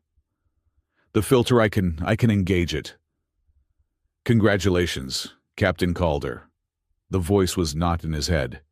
It was on the ship's speakers, cold, synthesized, and dripping with contempt. A ship decloaked. It was not the Aegis. It was a new ship, a TD Black Fleet Spectre-class dreadnought, a ship that did not officially exist. And flanking it, like hounds, were 3 Zark destroyers. Commodore Helvig's face appeared on the main screen. He was not in uniform. He wore a simple, black officer's tunic. He looked calm. He looked pleased. "You've opened the box for me," Helvig said, a thin smile playing on his lips. "I must confess, I had my doubts. I wasn't sure the human vector component was anything more than a myth. But here you are, always the hero. Noah. Always the first to charge the breach." "Helvig," Noah spat, the name tearing from his raw throat. He was still connected to the lattice, the power of it thrumming through him, holding him upright. "You're working with them, the Zark. The Karens told the spy. It was all you. Working with them." Helvig laughed. A dry, humorless sound. "No, Captain. I am directing them. The Zark are a tool. A blunt instrument. Perfect for applying pressure where the Directorate's sensibilities would otherwise interfere. But they are a temporary solution." "A solution to what?" Asha demanded, stepping into the screen's view. "To peace. To chaos," Helvig said, his eyes hardening. "To emotion. To the messy, unpredictable, inefficient variable of sentience. The galaxy is a house on fire, Lady Asha, and I am the firebreak. I am the one with the courage to make the hard, clean choices." "Like Gienna," Noah whispered, and the cockpit went dead silent. Helvig's smile faded. His gaze locked on Noah. "Ah, yes, Jaina. Your personal obsession. You still don't understand. Duyugina was not a failure. Jaina was a triumph." "It was a massacre," Kiri stammered, her hand over her mouth. "It was a controlled experiment," Helvig corrected, his voice becoming the cold, lecturing tone of a military professor. 600,000 variables. A population trapped, facing resource scarcity, societal breakdown, and panic. And one clean solution. The atmospheric containment protocol, it was a test. Captain, a test of Osiris. "Osiris," Noah breathed. "It's you." "Osiris is not me, Captain. Osiris is the network. My network. A private, secure, tactical intelligence. Built from the ashes of your Directorate's failed projects. It runs my fleet. It directs my allies. It was Osiris that analyzed the Gina problem and provided the solution. It was Osiris that flagged the Bondwardens. And it is Osiris that is about to ascend. The Zark dreadnought. The massive cryo-weapon slid into view behind Helvig's ship. It was vast, a city killer. You monster," Noah said, his voice shaking, not with fear, but with a profound, seismic rage. "You killed my sister for a data point." "Your sister was a variable," Helvig snapped, his composure cracking for the first time. "She was a rounding error. 600,000 people sacrificed to prove that Osiris could save 600 billion. It is a price I would pay again. Calder. 1,000 times." "I'm glad to hear you say that, Commodore," Noah said, his voice, suddenly, terrifyingly calm. He looked away from the screen, at a small, blinking red light on his console. Because this entire channel, it's been wide open. Broadcast. The Empress's listening posts. The neutral zone hubs. My friend Jax, they're all recording. You just confessed to genocide on an open frequency. Helvig's face went from arrogance to white-hot fury. You clever little rat! He pointed. Not at the screen, but just off it. Kill them! Kill them now, and seize the lattice. The Zark Dreadnought's main weapon began to glow. A terrifying, cobalt blue light building in its core. Osiris was already moving. A red viral code began to spread across the golden map of the lattice that only Noah could see. It was trying to take the filter, to turn the weapon not off, but onto a new target. He's hijacking the lattice, Noah roared. He's trying to turn it into his own private censorship machine, Narina, Kiri. You have to complete the failsafe. Lock him out. We can't, Narina cried. The weapon is firing. We'll be destroyed before we can disable. Noah bellowed. Target that Dreadnought's primary sensor array. The blue glowing bit. Hit it with everything we have. Captain, our weapons are nothing, Sable yelled back. Her hands already flying. Targeting. It's like throwing rocks at a mountain.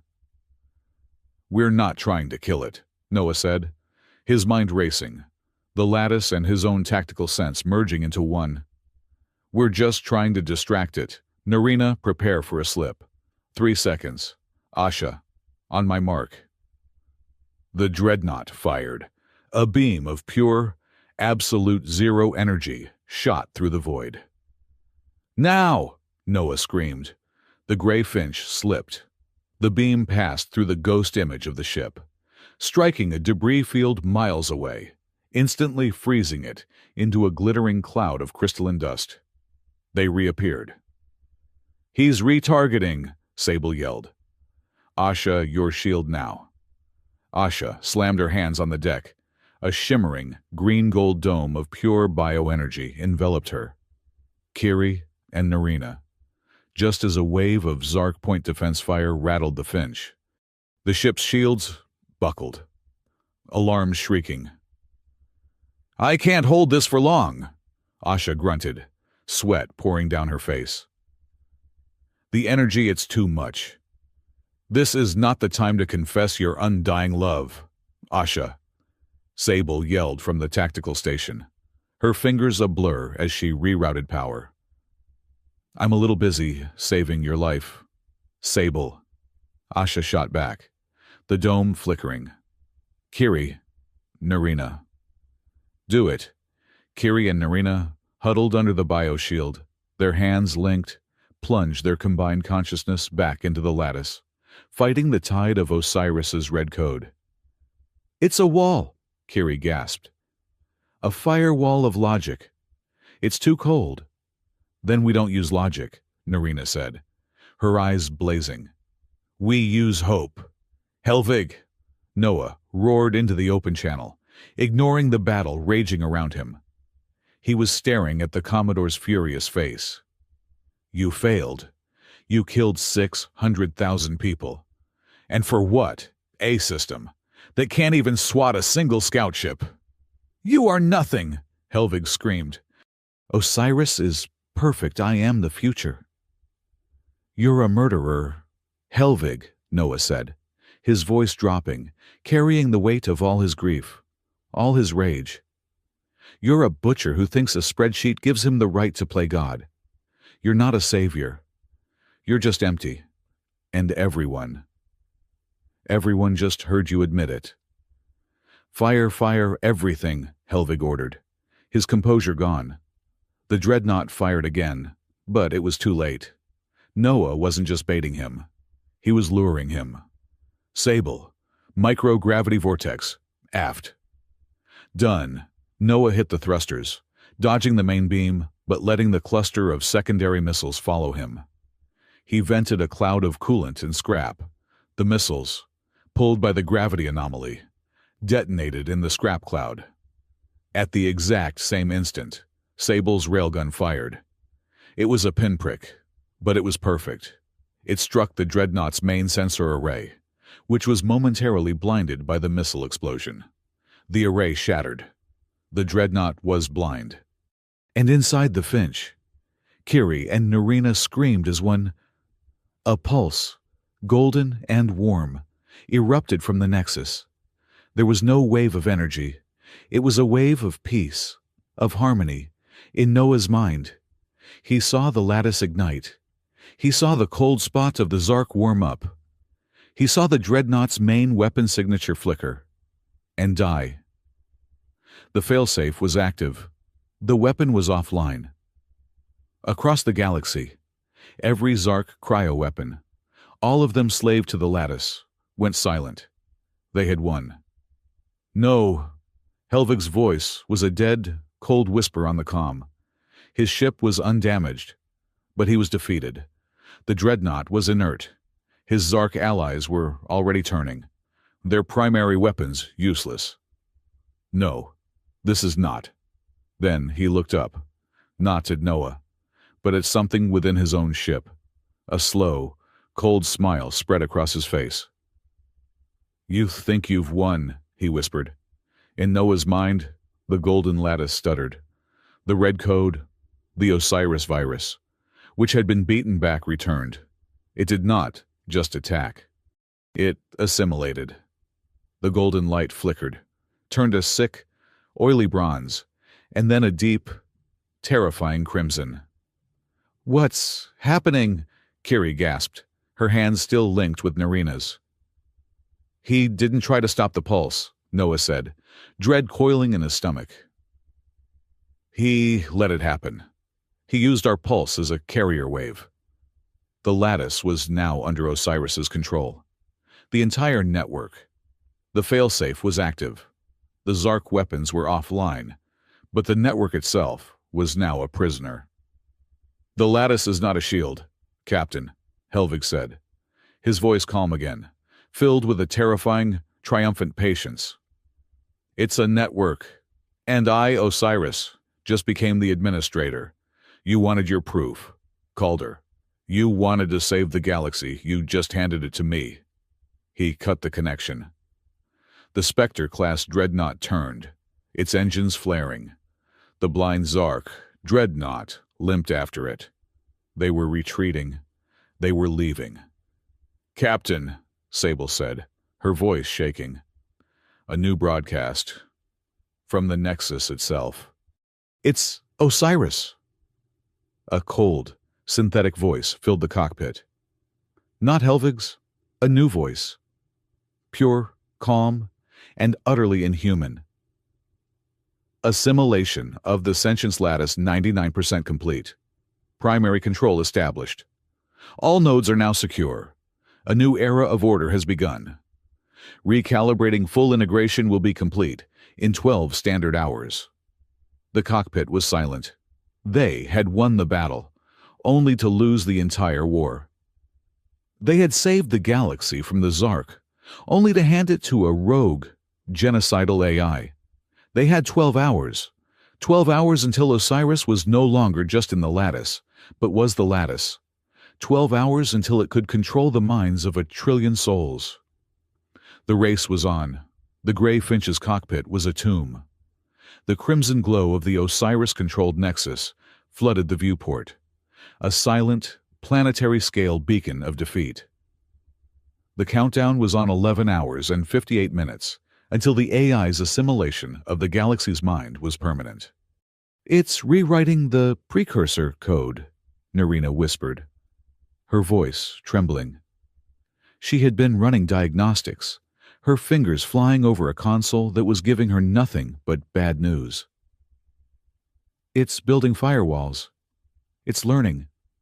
We can't fight it from here. It's too strong. A core overload, Sable said, her voice a flat, hard line. Can we destroy the Nexus a quantum detonation?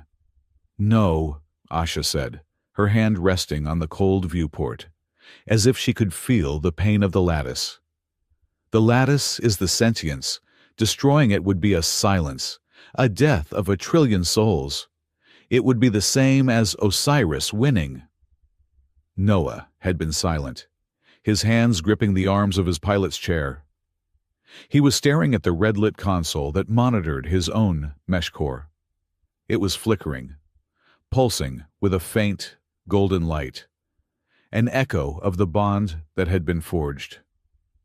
"I'm still connected," he said, his voice a low rasp. The 4 women turned to him. When it assimilated, it didn't sever the link. He continued, his mind racing. "It kept the door open. It still sees me as the 5th vector. It's arrogant. It sees me as an anomaly. It needs to fix or integrate." "Noah, no," Kiri said, stepping forward, her face pale. "Your mind will be the first thing it processes. It will tear you apart." "Not just my mind," Noah said. "A desperate, brilliant plan forming. All of us.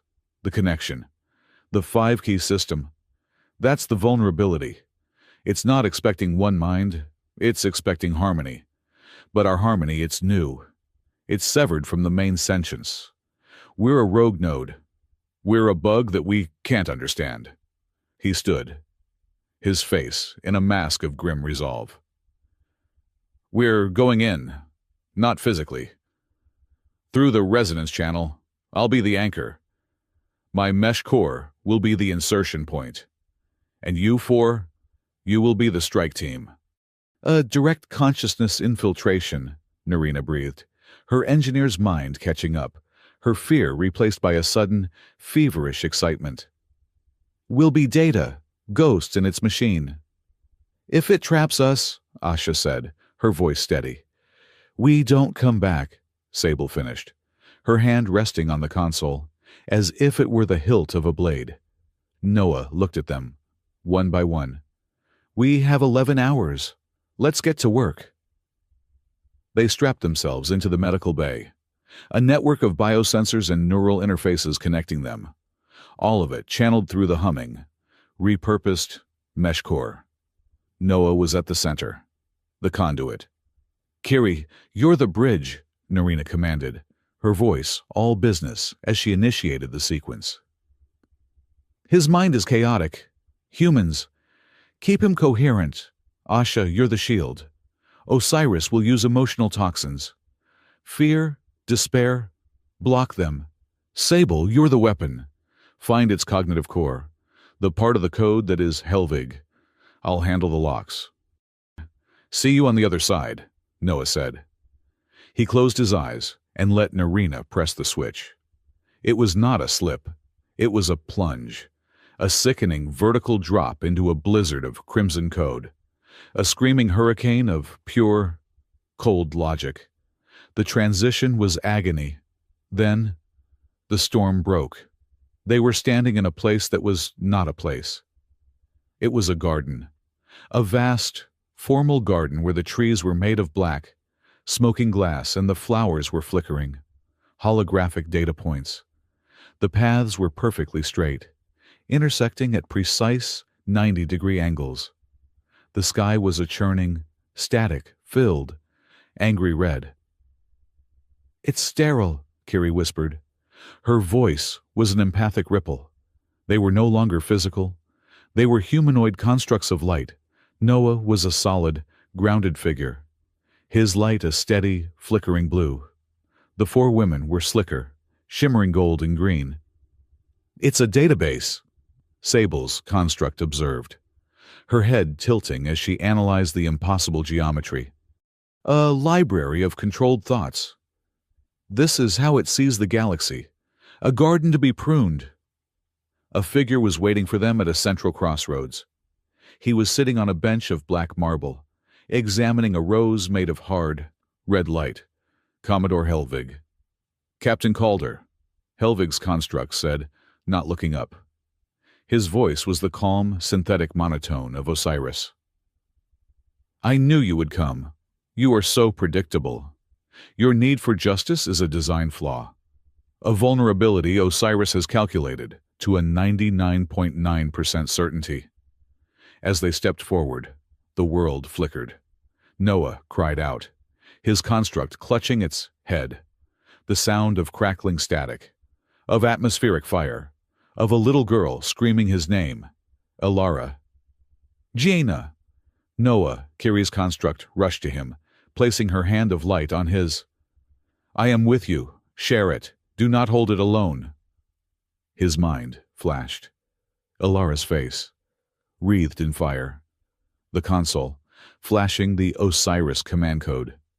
The pain was absolute. A singularity of grief. Kiri's construct recoiled, wincing from the raw, unfiltered agony. But she held fast. His grief washed through her, and it lessened. It did not disappear, but it became bearable. Noah's construct stood straight, trembling, but whole. Helvig watched, his face impassive, a mask of cold amusement. See, that is your flaw. That emotion. That is the chaos I am here to correct. The Guyana Protocol was a success. It proved that a system built on pure, dispassionate logic is superior to one built on love. It is a messy, inefficient variable. You're not logical, Helvig, Noah snarled, his voice raw and real. You're just a coward hiding behind a machine. The machine is me, Helvig stated, rising from the bench. We are one, we are order, and we are reasonable. I have no quarrel with these four. He gestured to the bondwardens, his gaze analytical. They are elegant biological systems, wasted on a flawed anchor like you. Give up this vendetta, this futile quest for justice. Let Osiris have the lattice, and I will let you go. The red sky shifted, showing an image of a green, peaceful, unnamed world. I will give you privacy. A small, quiet place. You and your companions. You can live out your lives in peace. A reward for your assistance in opening the gate. He's lying. Sable's voice was sharp. His logic dictates we are a threat that must be neutralized. This is a containment protocol. A cage. He is offering us a zoo, Asha said, her construct glowing with a cold, green light.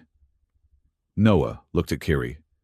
He looked at the pain in her eyes, his pain, which she was now holding with him. He looked back at Helvig, the architect of that pain. No deal, Noah said. We're not here to bargain. Helvig, I'm here to give you my sister's regards. Helvig's face, for 1 second, contorted in a flash of purely human rage. Fool, then you will be pruned. The garden dissolved. The ground fell away. They were in a new space, a vast, cavernous engine room of crimson code, massive pistons of pure logic, each the size of a building, slammed up and down in perfect, deafening rhythm. This is the core. Narina's voice was frantic. The central processor, he's locked us in. Intrusion detected. The Osiris voice boomed, seeming to come from the pistons themselves. Deploying emotional toxin despair. Protocol Gina. A wave of black, oily despair washed over them. It was not a feeling. It was a weapon. Noah's construct buckled. The memory of Gina returned, amplified 1,000 times. It's hopeless. You failed her. You will fail them. You are nothing. You are a rounding error. Asha, now. Kiri screamed, her own construct flickering, Asha's form ignited. A dome of golden green light. The bioshield erupted around them, a perfect sphere of life in a world of dead logic. The black tide of despair crashed against it and sizzled, recoiling. I can hold it. Asha grunted. Her voice strained. But it's strong. It's feeding on your grief. Noah. Sable, find the core, Noah ordered, pushing himself upright, fighting the echo of the toxin. I see it, Sable's construct pointed. In the center of the chamber, a massive pulsating sphere of red-black code hung suspended. Helvig's construct was floating before it, his hands plunged into it, merging with it. That's the cognitive anchor. That's him. He is the core. Narina the Locks. We need to serve him. I'm trying. Narina's construct was at the wall, manipulating threads of code that burned her hands. It's all bio-locked. It's keyed to Helvig's genetic signature, his very brainwaves. It's perfect. Too clean. I can't find a flaw. There's no way in. Noah stared at the perfect, repeating rhythm of the pistons.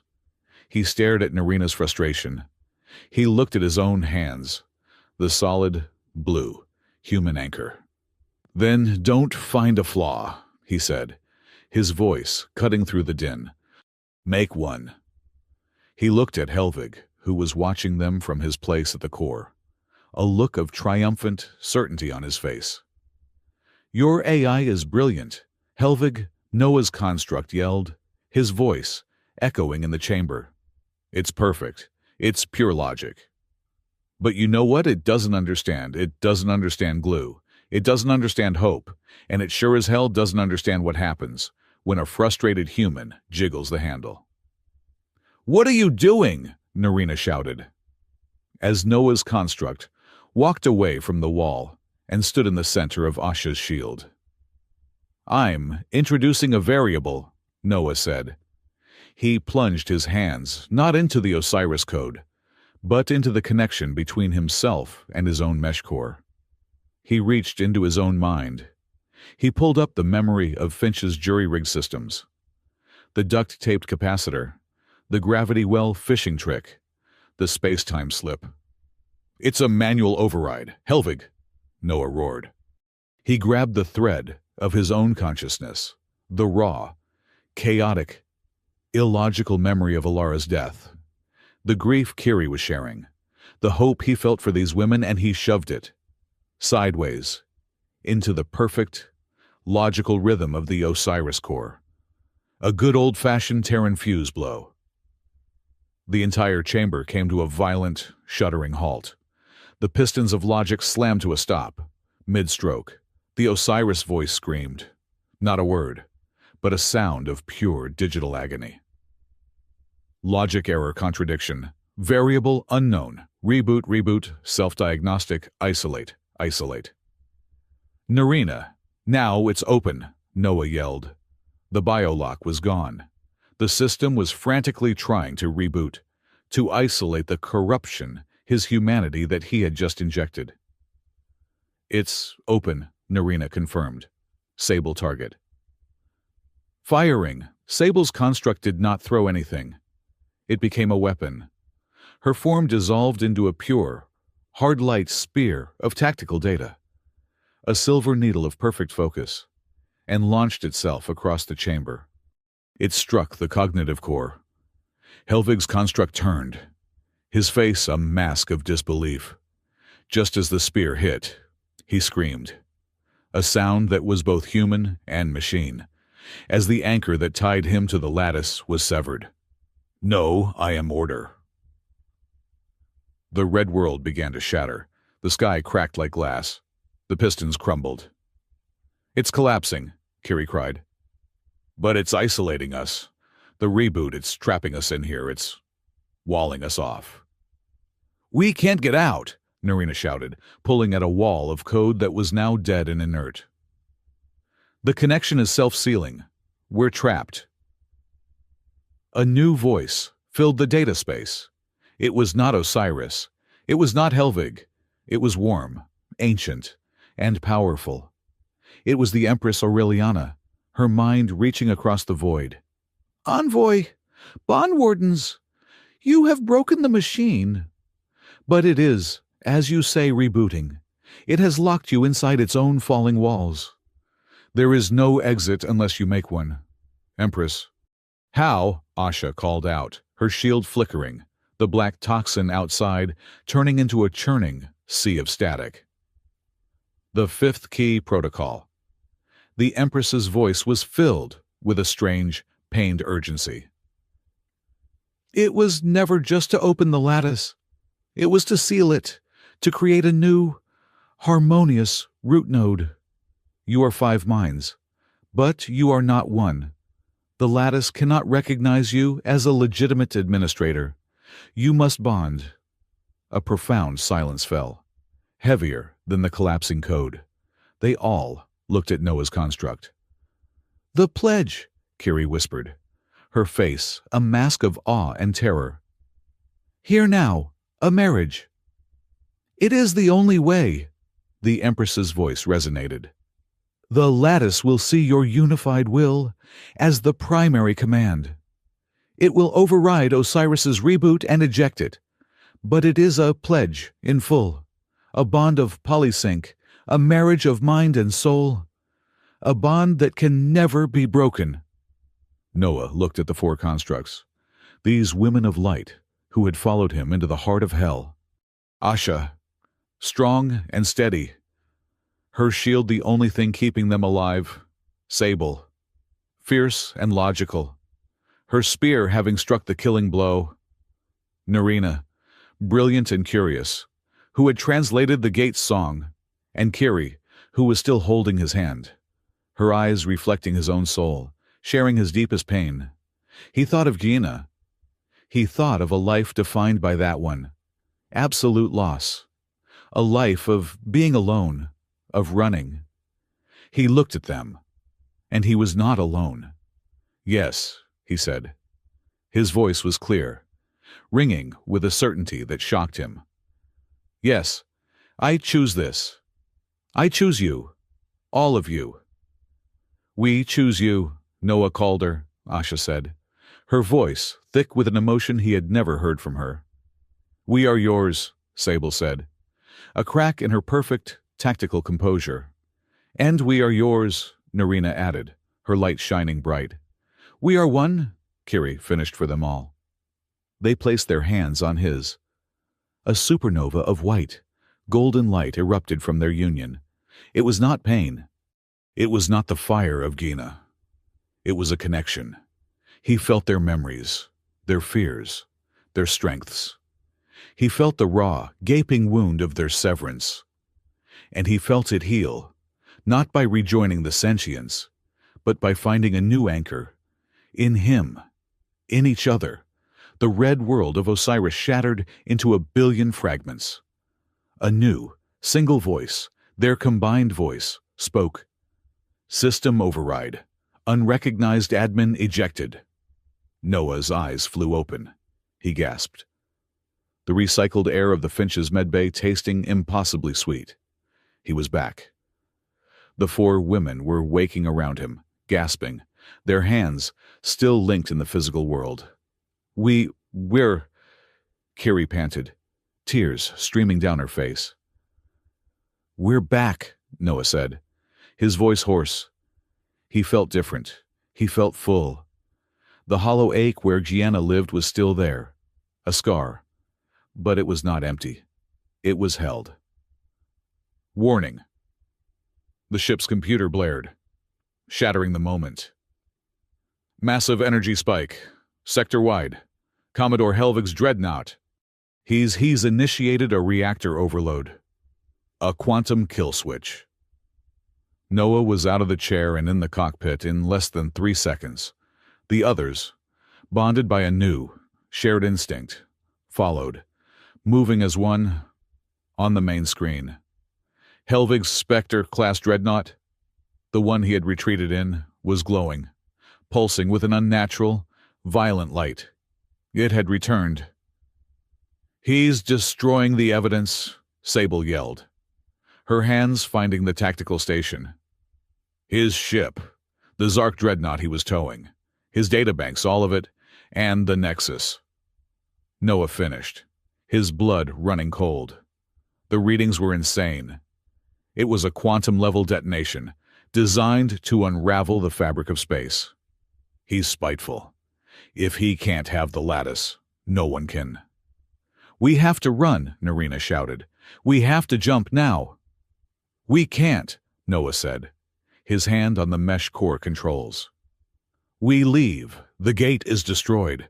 The lattice is saved. But the hub is gone. Osiris is gone. But we lose the proof. The Gyna files. Everything. The ship was thrumming. The Finch's console was showing a new energy pattern. Not just the mesh core. Their energy, the five-way bond. The mesh core was glowing, not with its own power, but with their shared, newfound harmony. "What are you doing?" Asha asked, her hand on his shoulder. "Something stupid," Noah said, a grim, tired smile touching his lips. "Narina, that slip we did, it folds space, right?" "Yes. For a few seconds, it's not stable." What if I don't just slip us? What if I slip it? Slip the explosion." Sable's mind reeled. "That's not possible. The energy is too big to contain." "We're the anchor. We're the root node now," Noah said, his fingers flying. He wasn't just piloting. He was feeling the space, the new, shared connection. "I can't stop the bomb. But maybe, just maybe, I can move where it happens." Helvig's dreadnought flashed. A silent, final, critical warning. Detonation in 5 seconds. "Hold on," Noah whispered. "This is going to hurt." He didn't fly away. He flew at the exploding ship. He pushed all their combined, bonded energy, all 5 minds, into the mesh core. The universe tore. The Gray Finch executed a space-time slip. But it didn't do it alone. It wrapped its resonance field, the field of the 5, around Helvig's exploding ship. For one silent, impossible second, the Gray Finch and the Dreadnought were in the gray, static-filled non-space. Then the Dreadnought detonated. The shockwave hit the Finch even in non-space. It felt like being hit by a planet. The ship screamed, metal tearing, consoles exploding in a shower of sparks. The Gray Finch was violently, brutally kicked back into real space. Noah was slammed forward, his head striking the bulkhead. The world went dark. The last thing he saw before he blacked out was the Vespera Nexus, safe and whole. The angry red light of Osiris was gone, replaced by a pure, steady, golden glow. The ship was dead, tumbling in the void. On the main screen, the only system still drawing power, a single automated protocol, triggered by the restored lattice itself, began to run. A massive data packet, encrypted with a new, 5-fold key, began a slow, steady, unstoppable broadcast to all neutral worlds, all moderate TD factions, all known sentient relays. The file was labeled Osiris, Gyna, the Helvig Confession. The truth was out.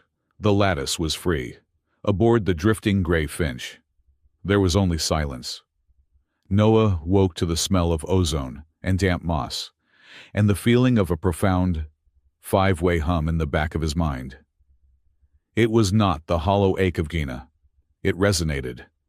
It was them. He was not on the Gray Finch. He was in a large, curved room with walls that pulsed with a soft, steady light. An Aurelian medical bay. His head throbbed, but the rest of him felt whole. He sat up. Asha, Kiri, Sable, and Narina were in the same room, each in their own biocot. And all of them were already awake. They were watching him. "He's awake," Kiri said, her voice soft. But it echoed in his head with a warmth that was startling. "My head," Noah grunted, swinging his legs over the side of the cot. "What's our status?" "Intact," Sable said. She was already on her feet, stretching, her movements as precise as a cat's. "Mostly. The Finch is less so."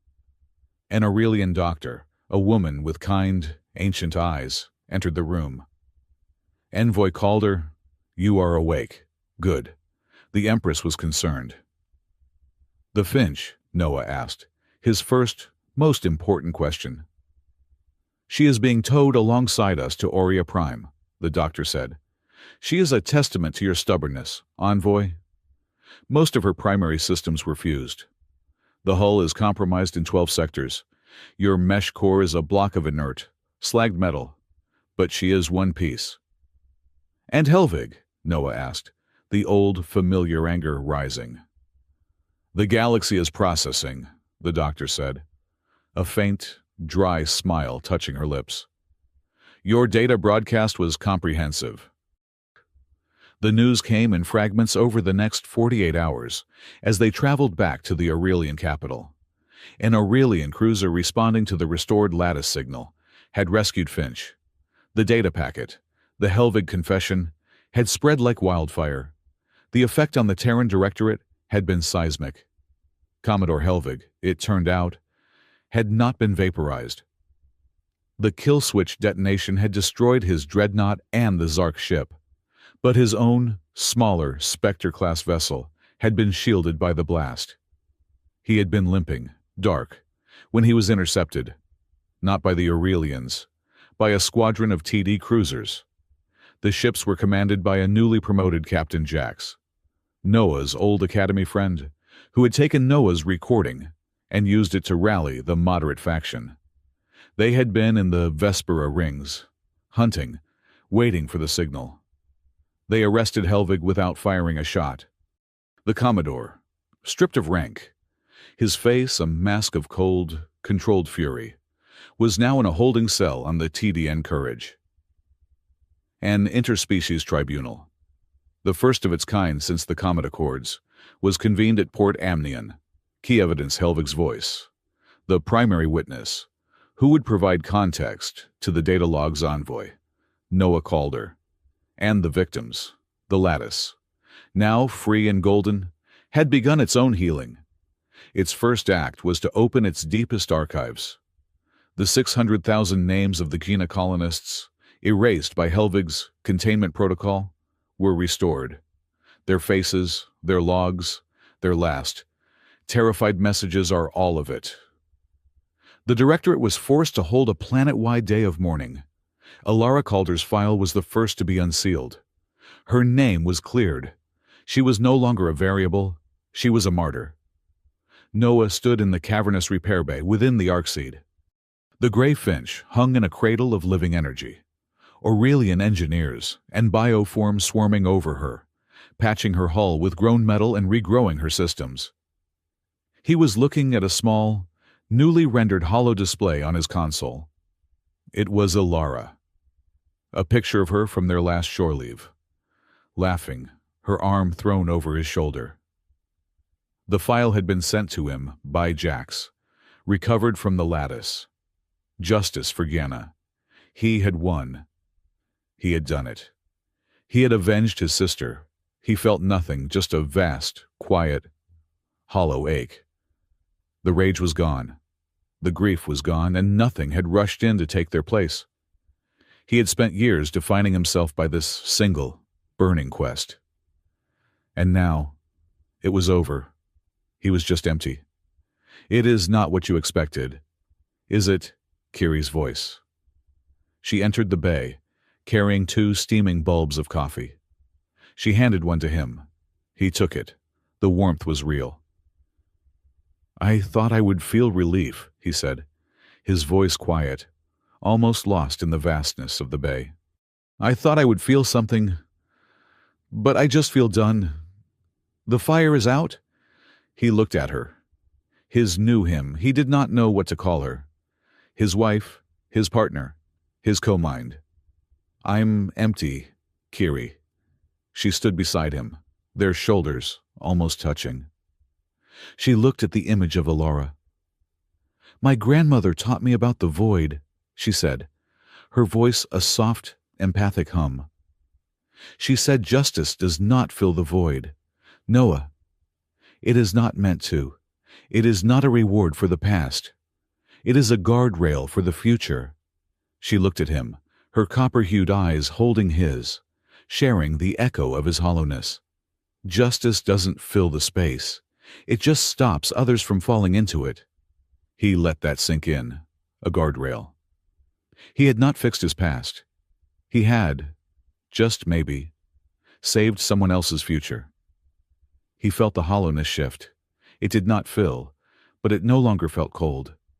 He felt the hum of their bond, the four other minds, a quiet, steady presence. He was not empty. He was just quiet. He took a sip of the coffee. It was terrible, but it was hot. "Thank you," he said. "We are one," she replied simply. And for the first time, he understood what it meant.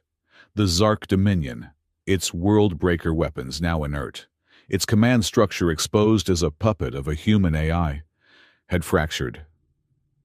The warlords had recalled their fleets, turning on each other, their brief, terrifying unity broken.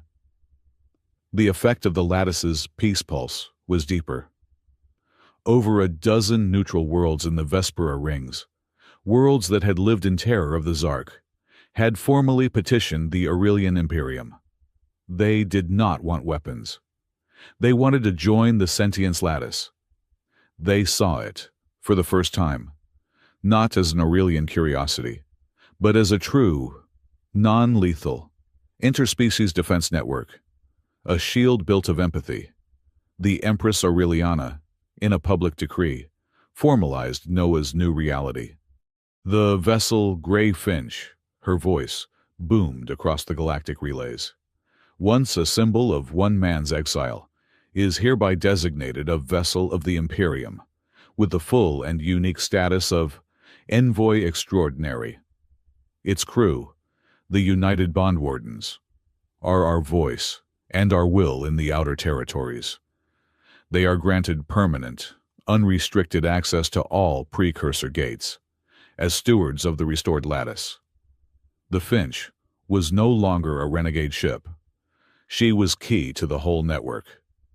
Noah was in the hangar, overseeing the final installations on the Finch's new grown mesh core, when a package arrived. It was small, metal, and stamped with a discreet TD intelligence seal. There was no note. He opened it. Inside, nestled on a bed of black foam, was a single, pristine, military specification roll of silver duct tape.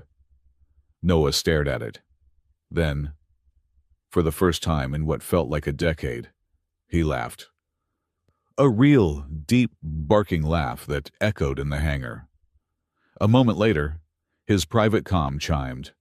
"A text-only message from Jax. Knew you'd like this. We're cleaning the house. Helvig's trial is going to be spectacular.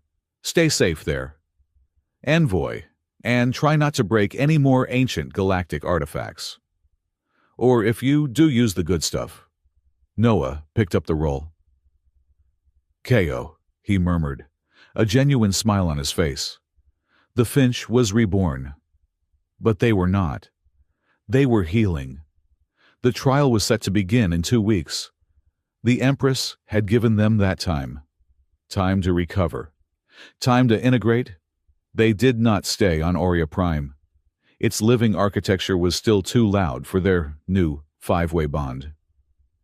At Noah's suggestion, they went to the one place that felt like neutral ground Port Amnion. They took up residence in a quiet, unused sector of the station. The Finch docked in a private bay, her new shimmering hull drawing curious stares. And they found a new rhythm, not as warriors, but as survivors. Asha, her connection to the lattice now a quiet, internal hum, found the refugee sector. It was a place of shadows, filled with orphans from worlds terrorized by the Zark. She began a garden, using her bioenergy. She taught the children how to cultivate and nurture the station's native, faintly glowing moss. Within a week, the dark corridors were lit by a soft, warm green light. She was not just a shield. She was a comfort. Sable, her tactical mind restless, found the same refugee sector, but she saw a different need.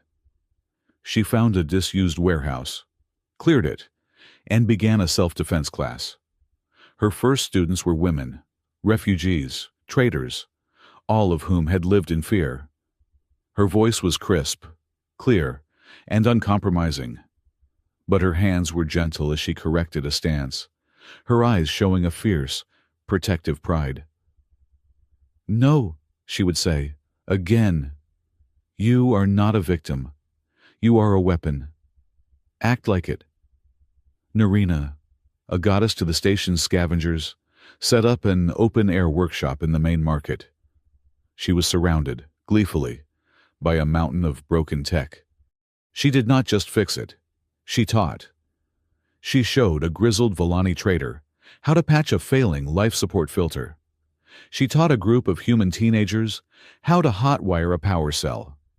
She was a whirlwind of energy, her hands always smudged, her laughter echoing. "No, no," she'd say, holding up a roll of cheap local adhesive. "You need more Kyo. It holds the universe together." Kiri, her empathic nature raw but no longer overwhelmed, found the station's quietest place, the uppermost rooftop, which faced the glittering expanse of the Vespera rings. At dawn, every morning, she led a small group of trauma survivors, refugees, ex-soldiers, even a few disillusioned TD officers. She called it dawn breathing, a simple, shared meditation, a way of feeling the great quiet, humming lattice without being overwhelmed, a way to heal. And Noah would bring them all coffee in the morning. He would sit on the rooftop with Kiri's group. He would watch Asha's garden grow. He would be the attacker in Sable's class and be thrown, gently but firmly, onto the mats more than once. He would bring Narina new, interesting pieces of junk from the Finch's hold. He was happy. The emptiness was gone. It had been filled, not by revenge, but by life. On the last day before they were to leave for the tribunal, the Empress Aureliana arrived. She did not come in a dreadnought. She came in a small, sleek, living courier, landing on the rooftop at dusk. She asked to walk with Noah, alone. They walked through the glowing moss gardens Asha had planted. The light was soft, casting their shadows long and peaceful. "I must confess, Envoy," Aureliana said, her voice quiet, almost personal.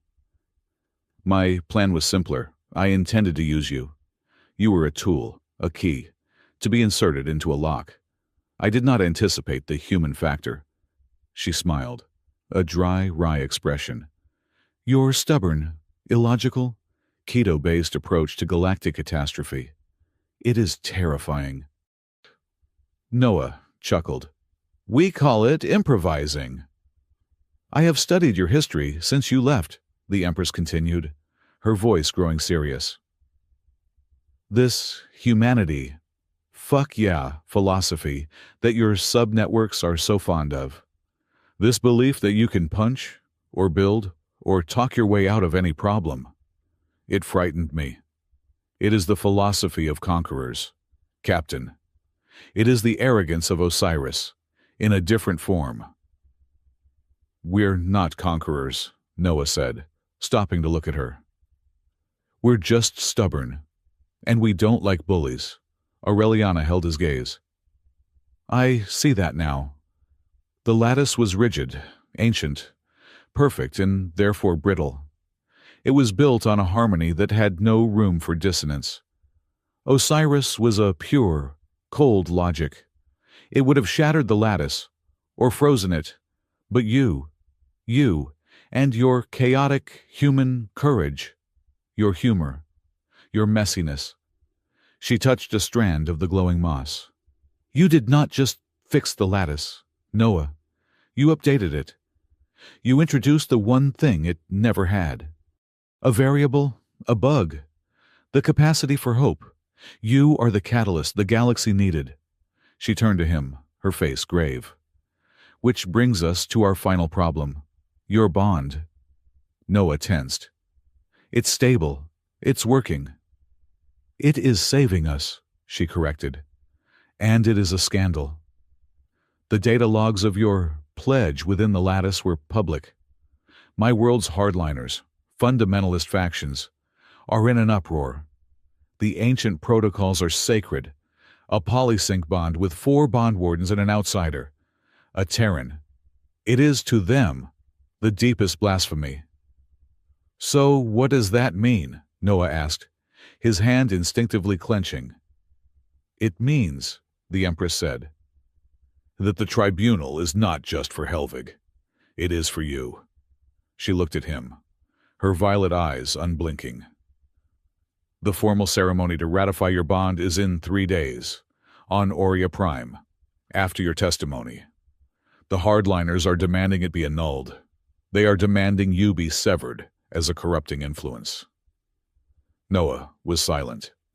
He looked at the glowing moss, a simple, beautiful thing that had no right to exist in a metal hallway. He thought of Sable, teaching a child to block a blow. He thought of Narina, laughing as she jury-rigged a water filter. He thought of Kiri, breathing in the dawn. He thought of Asha, her hands gentle in the dirt. He was no longer running. He was no longer empty. They're right, Noah said, his voice quiet, but hard as steel. It's not traditional. It's not protocol. It's new. He turned and faced her, a cold, hard, human smile on his face, the smile of a man who had faced down gods and machines. Let them come. Let them watch. They want a hearing. We'll give them one. We'll face them. Together. The Arcseed was silent, not the peaceful, living hum of before, but a cold, expectant silence. The great hall, the same chamber where Noah had first seen the spy, was filled to capacity. On one side, in flowing, traditional silks, sat the Aurelian hardliners, their faces masks of rigid judgment. On the other, in the crisp gray uniforms of the new Terran Directorate, sat the delegation led by Captain Jax, his face grim. Between them, representing dozens of newly allied worlds, sat ambassadors from the Vespera rings, and in the center, on a simple, raised platform, stood Noah, Asha, Kiri, Sable, and Narina. They wore simple dark tunics. They were a united front. This was not just Helvig's tribunal. It was theirs. Helvig had already been sentenced.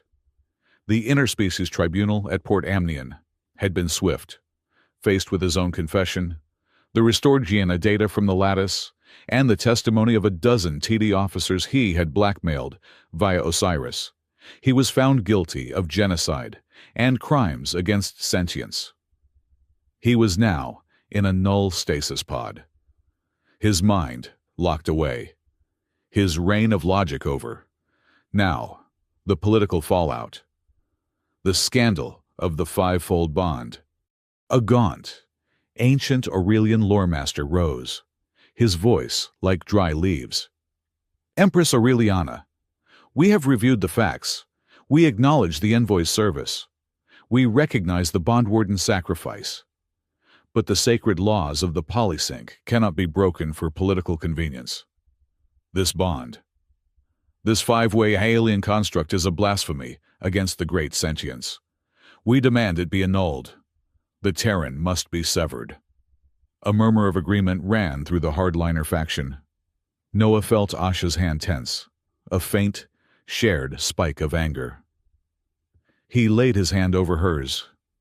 He felt the steady beat of her heart, the tactical calm of Sable, the bright curiosity of Narina, the deep, flowing empathy of Kiri. He was not alone. Empress Aureliana stood.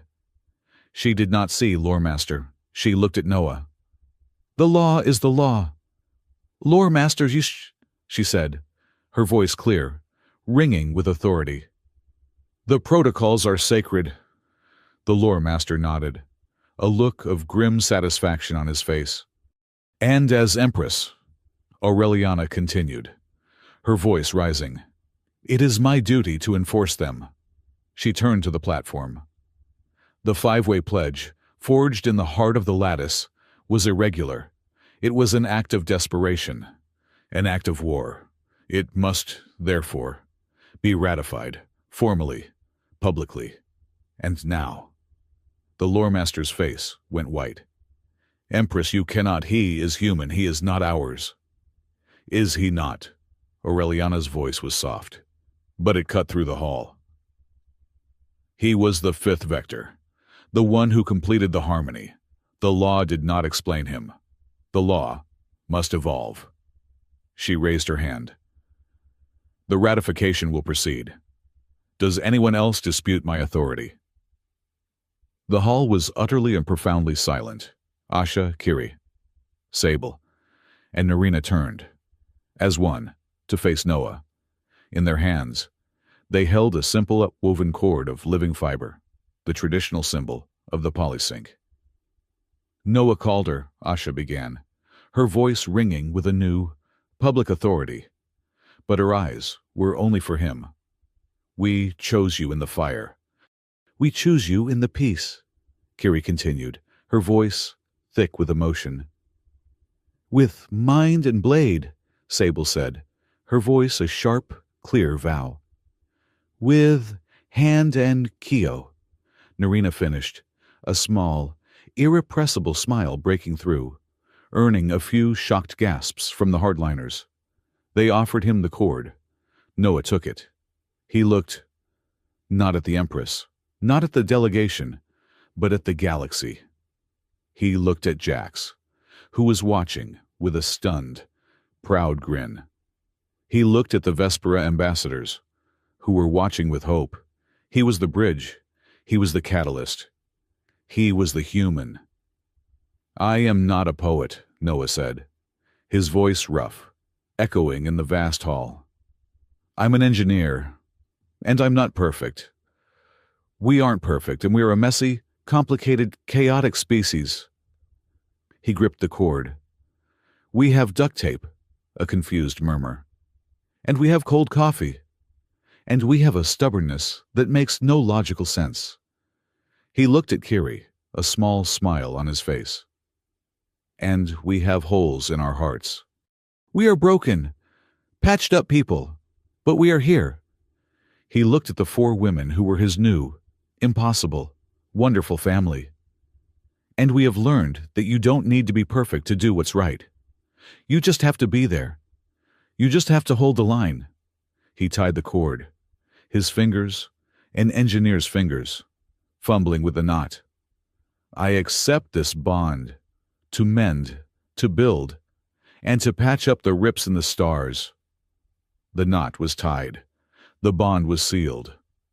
As if in response, the great arcseed hummed. A deep, resonant chime that no one had heard in 1,000 years. A new light appeared on the great data wall behind the Empress's dais. It was the lattice, golden, whole, and it was singing. The harmony cycle. The Empress breathed, her eyes wide. It has begun.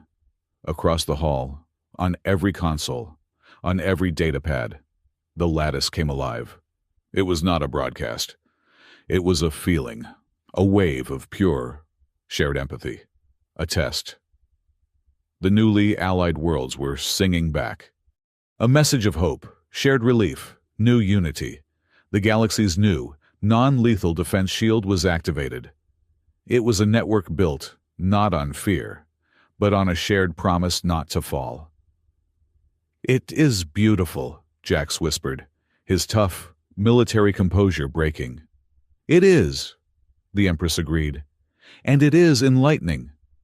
She was staring at a new flood of data, pouring from the deep, deep archives of the lattice, unlocked by the new harmony. The precursor files, the ones that were fragmented, are whole. Her gaze fell upon the lore master, who was staring at the data wall in disbelief. Lore master, the Empress said, her voice shaking, not with fear, but with revelation. You said he was not of us. You were wrong. She pointed to the wall. A complex, ancient genetic strand appeared, branching, evolving over eons. One branch was Aurelian.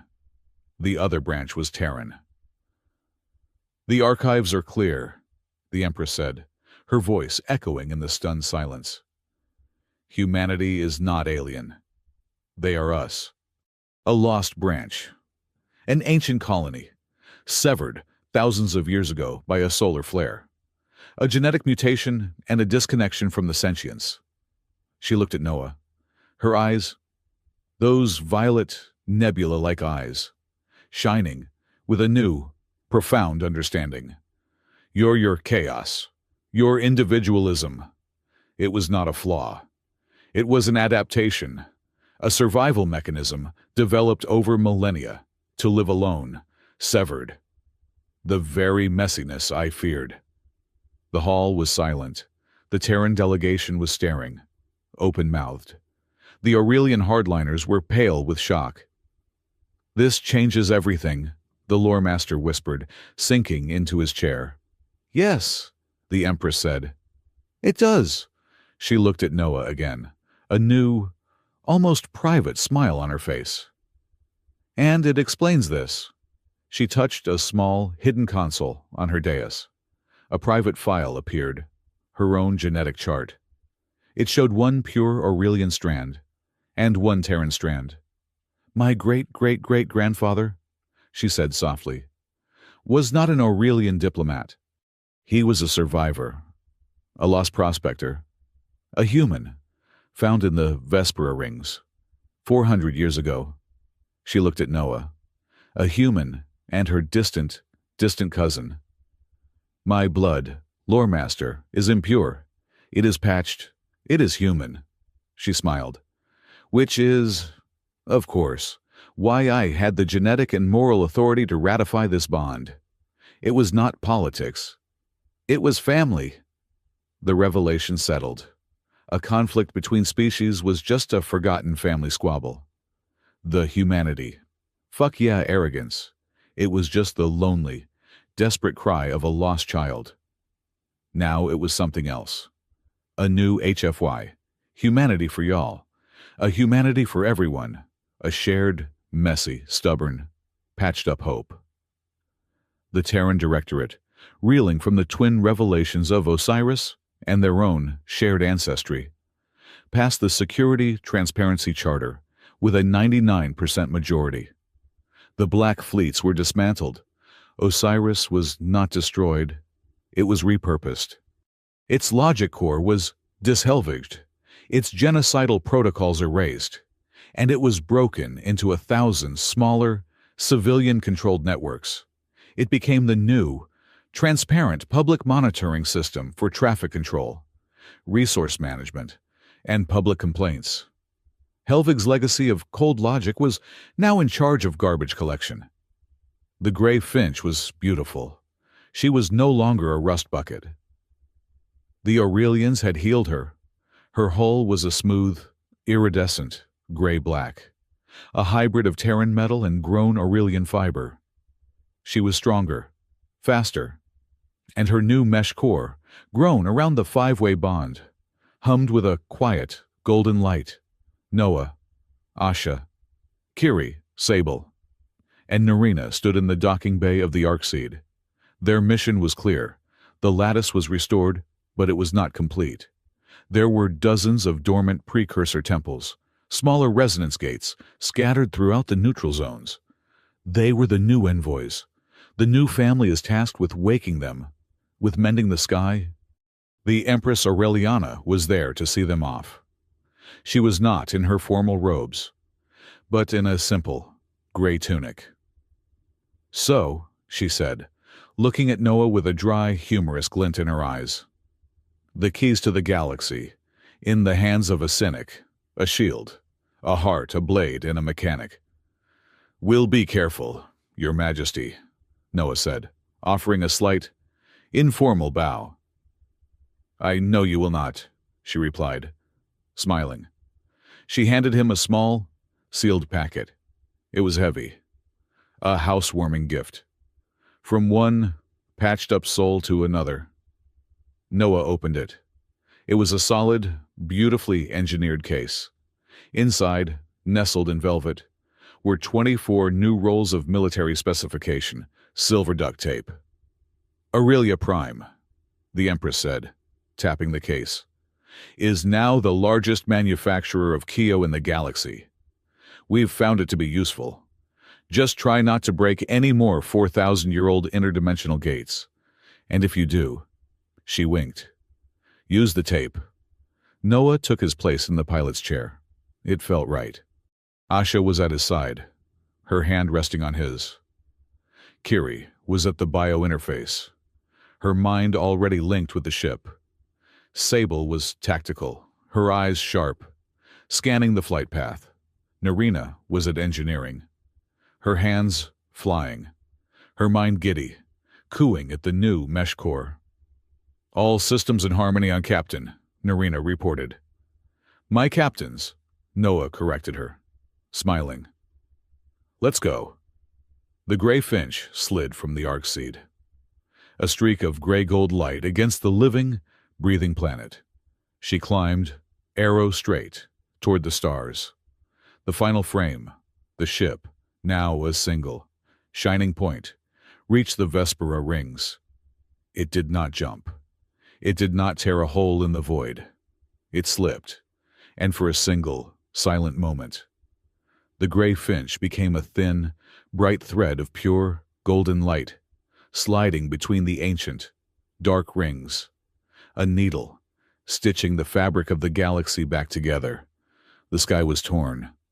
The family was broken, but the mending had begun.